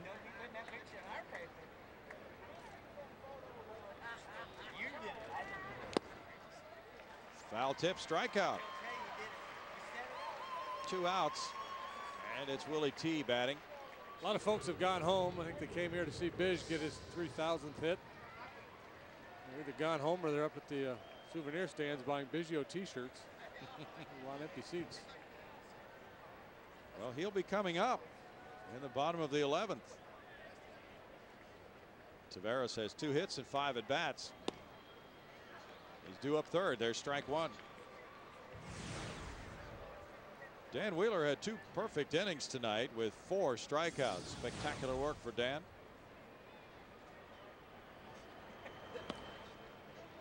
Moeller throws that one in the dirt, and it's a 1 ball, 1 strike count. Jorge Julio works the 10th, and in that inning he allowed 1 hit, no runs, with a couple of strikeouts. He can be the winning pitcher.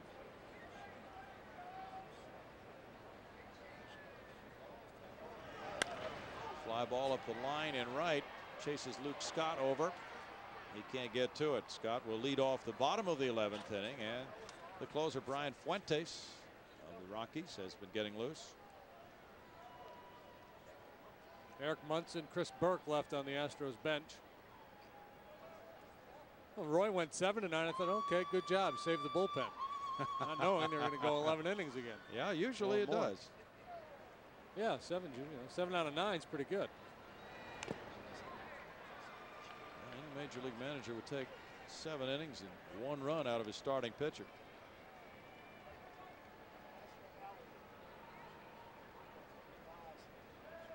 One ball, 2 strikes. Matsui is on deck.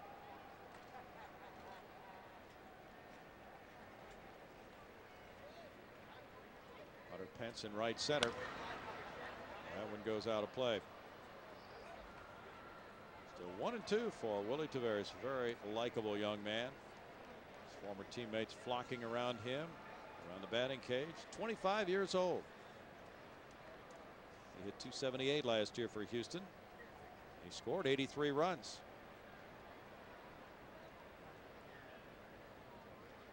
And in 05 he hit .291. He's a real good fit in that ballpark in Colorado because of his speed. There's more ground to cover in that ballpark. It's a huge outfield. It had to be built that way because of the light air. So you need to have a speed demon in center field. He reaches for it. Good stab by Moeller. Throws him out. The Tulowitzki homer in the 11th has the Rockies in the lead 5-4.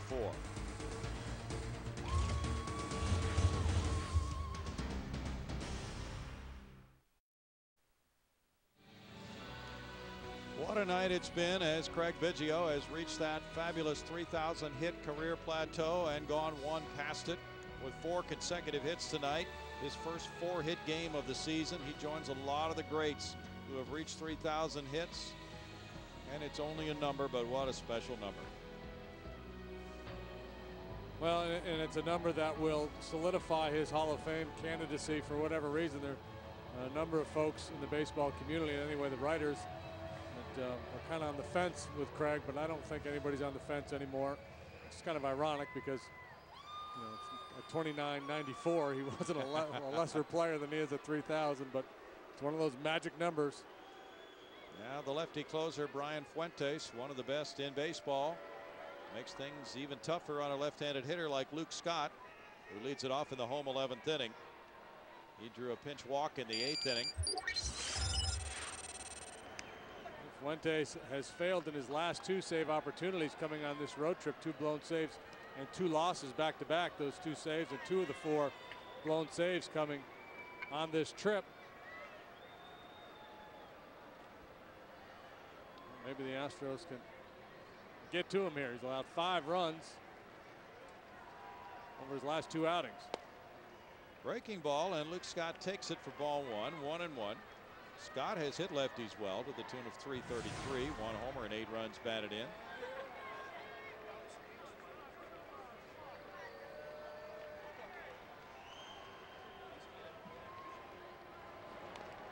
Taps that one foul, and it's 1-2. Brian Fuentes, 31 years old, from Merced, California. Was drafted by Seattle in '95. Colorado got him in a trade in 2001. He started dropping down sidearm in 2000, and things happened for him as he came to the Rockies in '02 and worked his way into closer status in '05 with 31 saves and 34 tries. Last year, he was 30 of 36. It's 2 balls and 2 strikes. Fuentes pitching that 8-7 win for the Rockies against the Astros, saving that one despite a Morgan Ensberg pinch homer on June 6th in Colorado. He opens with a strikeout here in the home 11th inning. And strikeout number 6 for Rockies pitchers tonight. It's a tough pitch there after all those breaking balls. A crossfire fastball. He drops down and just shoots it to the outside corner. Awfully tough pitch. Phil Garner, after the strikeout by Scott, calls on pinch hitter Chris Burke to bat for Brian Moeller. Moeller in 1 inning allowed 1 hit, 1 run with no walks, 1 strikeout. And the Astros down to their final 2 outs have Craig Biggio on deck. Chris Burke, a .231 hitter, has 1 homer. He's driven in 7 runs. He's had 117 at bats. And as a pinch hitter, Chris is 1 for 2.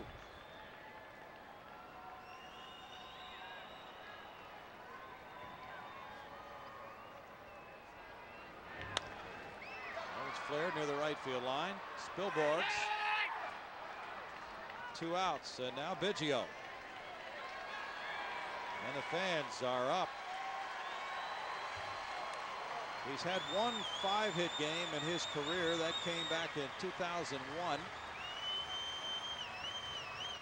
The Astros' last 5-hit game was by Jeff Blum in April of '03 at Milwaukee.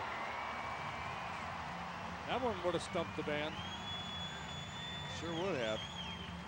Biggio 1 out of 5 against Fuentes. The 1 hit, a home run. That came in 2004, a 2-run shot.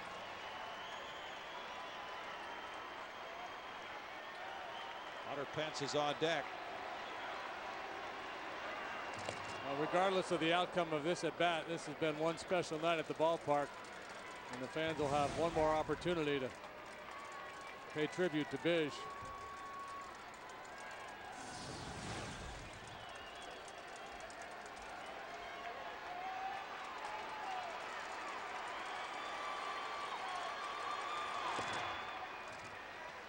One and 1 the count. Fuentes, when he got his latest blown save you talked about at Chicago in the first game of that series, gave up 2 runs that were unearned.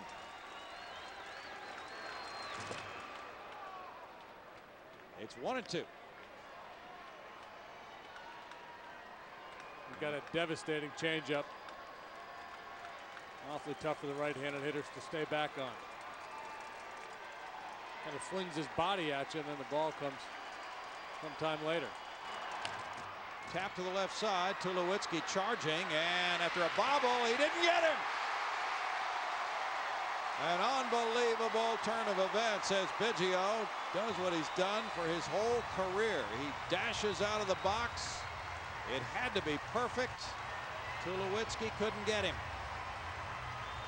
We were talking with Jeff Bagwell earlier and agreed that the ultimate Biggio hit would be a double for number 3,000, but I think the other one would be the infield single, just because we've seen him do this so often. Just bust it down the line.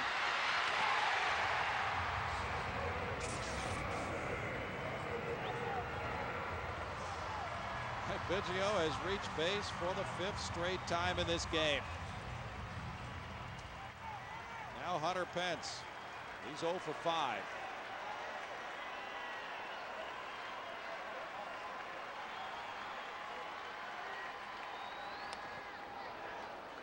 Foul for strike 1.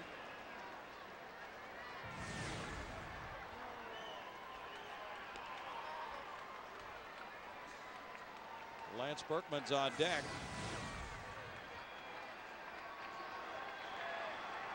Biggio down to the Astros' final strike, and he beats it out for hit number 5 tonight. What an amazing night. He hates to make the last out of a ball game. One gonna let it happen tonight. 1-1, second career 5-hit game. Past Fuentes, it dribbles into center field, and Biggio's going to third, and Pence to second, and they're both safe. That one snaked under the glove of Fuentes and just kept snaking. Oh my! That's the softest double we've seen in a while. This thing's got all kinds of funky spin on it. We had a little "you got it, I got it, no you take it" situation in the middle infield. Tulowitzki and Matsui. Good hustle by Pence. He's the winning run. Both guys thought the other guy was going to make a play on that ball. A double for Pence, his 20th. Carlos Lee on deck. Lance Berkman the batter. Berkman ripped a homer in the 8th. He's 1 for 5.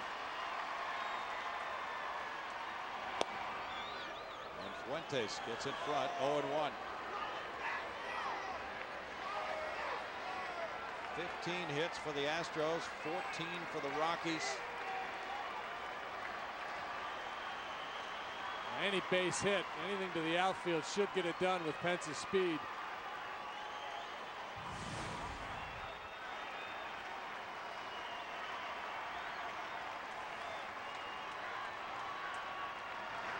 Almost hit him. 1-1. Fuentes coming off that changeup with a couple of fastballs to Berkman.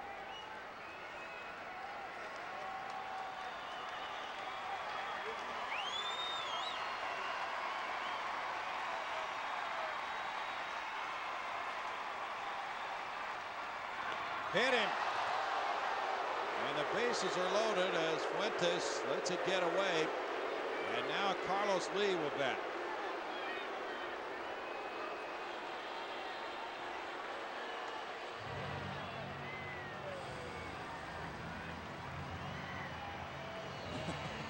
I think the question was, are you okay? And the answer was no.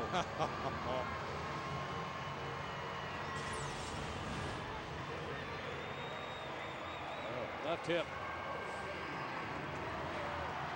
Right on the bone, not the backside. Backside's not an issue. Right on the hip bone. Carlos Lee, the batter.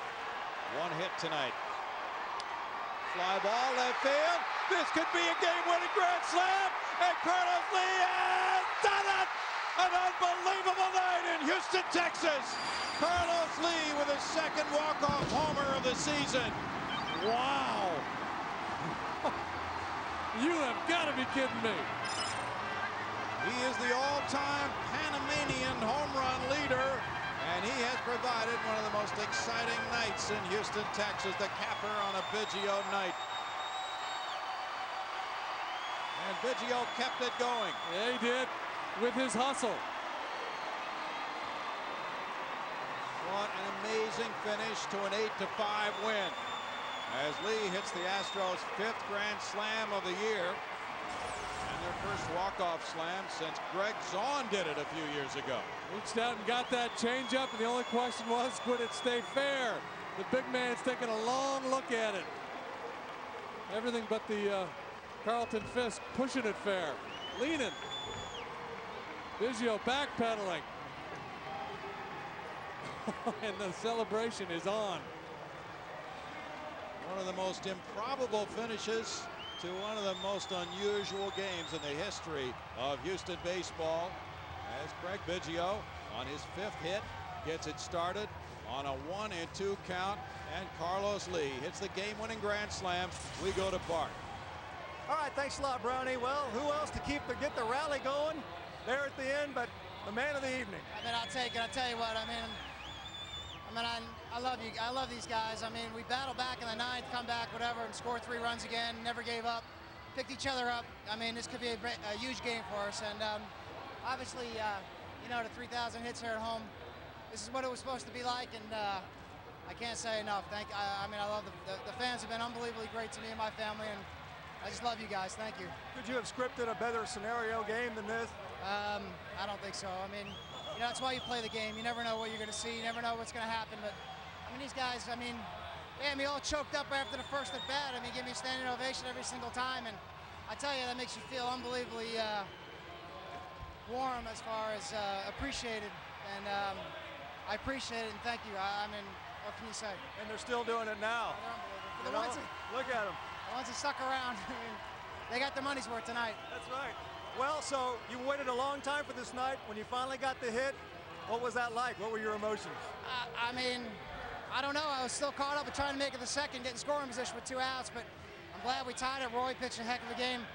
I'm just relieved. I mean, it's something that, you know, when I started getting around 10 away, I started thinking, I mean, that was a pretty big number that we had to climb, and we were able to do it. And I mean, I had a lot of great people to play with, and I don't know. I mean, I'm very grateful. You get to have your family out on the field with you. You bring Bagwell back on the field, your baseball brother. Well, I mean, the thing with Baggy is that these fans didn't get a chance to say goodbye to him. And the thing is with him and I, we never, once you go outside the lines, we never go back in. I just wanted him inside the lines with me one more time and just let the fans say, hey, thank you, because we worked our butt off to get where we're at, and he's been a big part of it, and I wanted him to be there, and I mean, and I'm glad that we were able to get him out there between the lines. Well, terrific night, buddy. Congratulations. Thanks for stopping by. The latest member of the 3,000 Hits Club right here. Back to you guys. And for those who have followed all 20 years of Craig Biggio's career, this is one of the most exciting nights ever. There have been playoff games and World Series games, but this night is something unusual. Well, it just, you know, it showcased his skills, what he's done for so many years. Of course, a great hitter. The hustle, the infield hit to get the rally started at the end of the game where you're down to your last out. Just a great night. I mean, they couldn't lose tonight. Not the way he played, not the way this game was going. What an improbable comeback and a great effort, not only by Craig, but this whole club. Just a fun night at the ballpark. The 11th career grand slam of Carlos Lee, his second of the season, wins it 8-5. Back in a moment.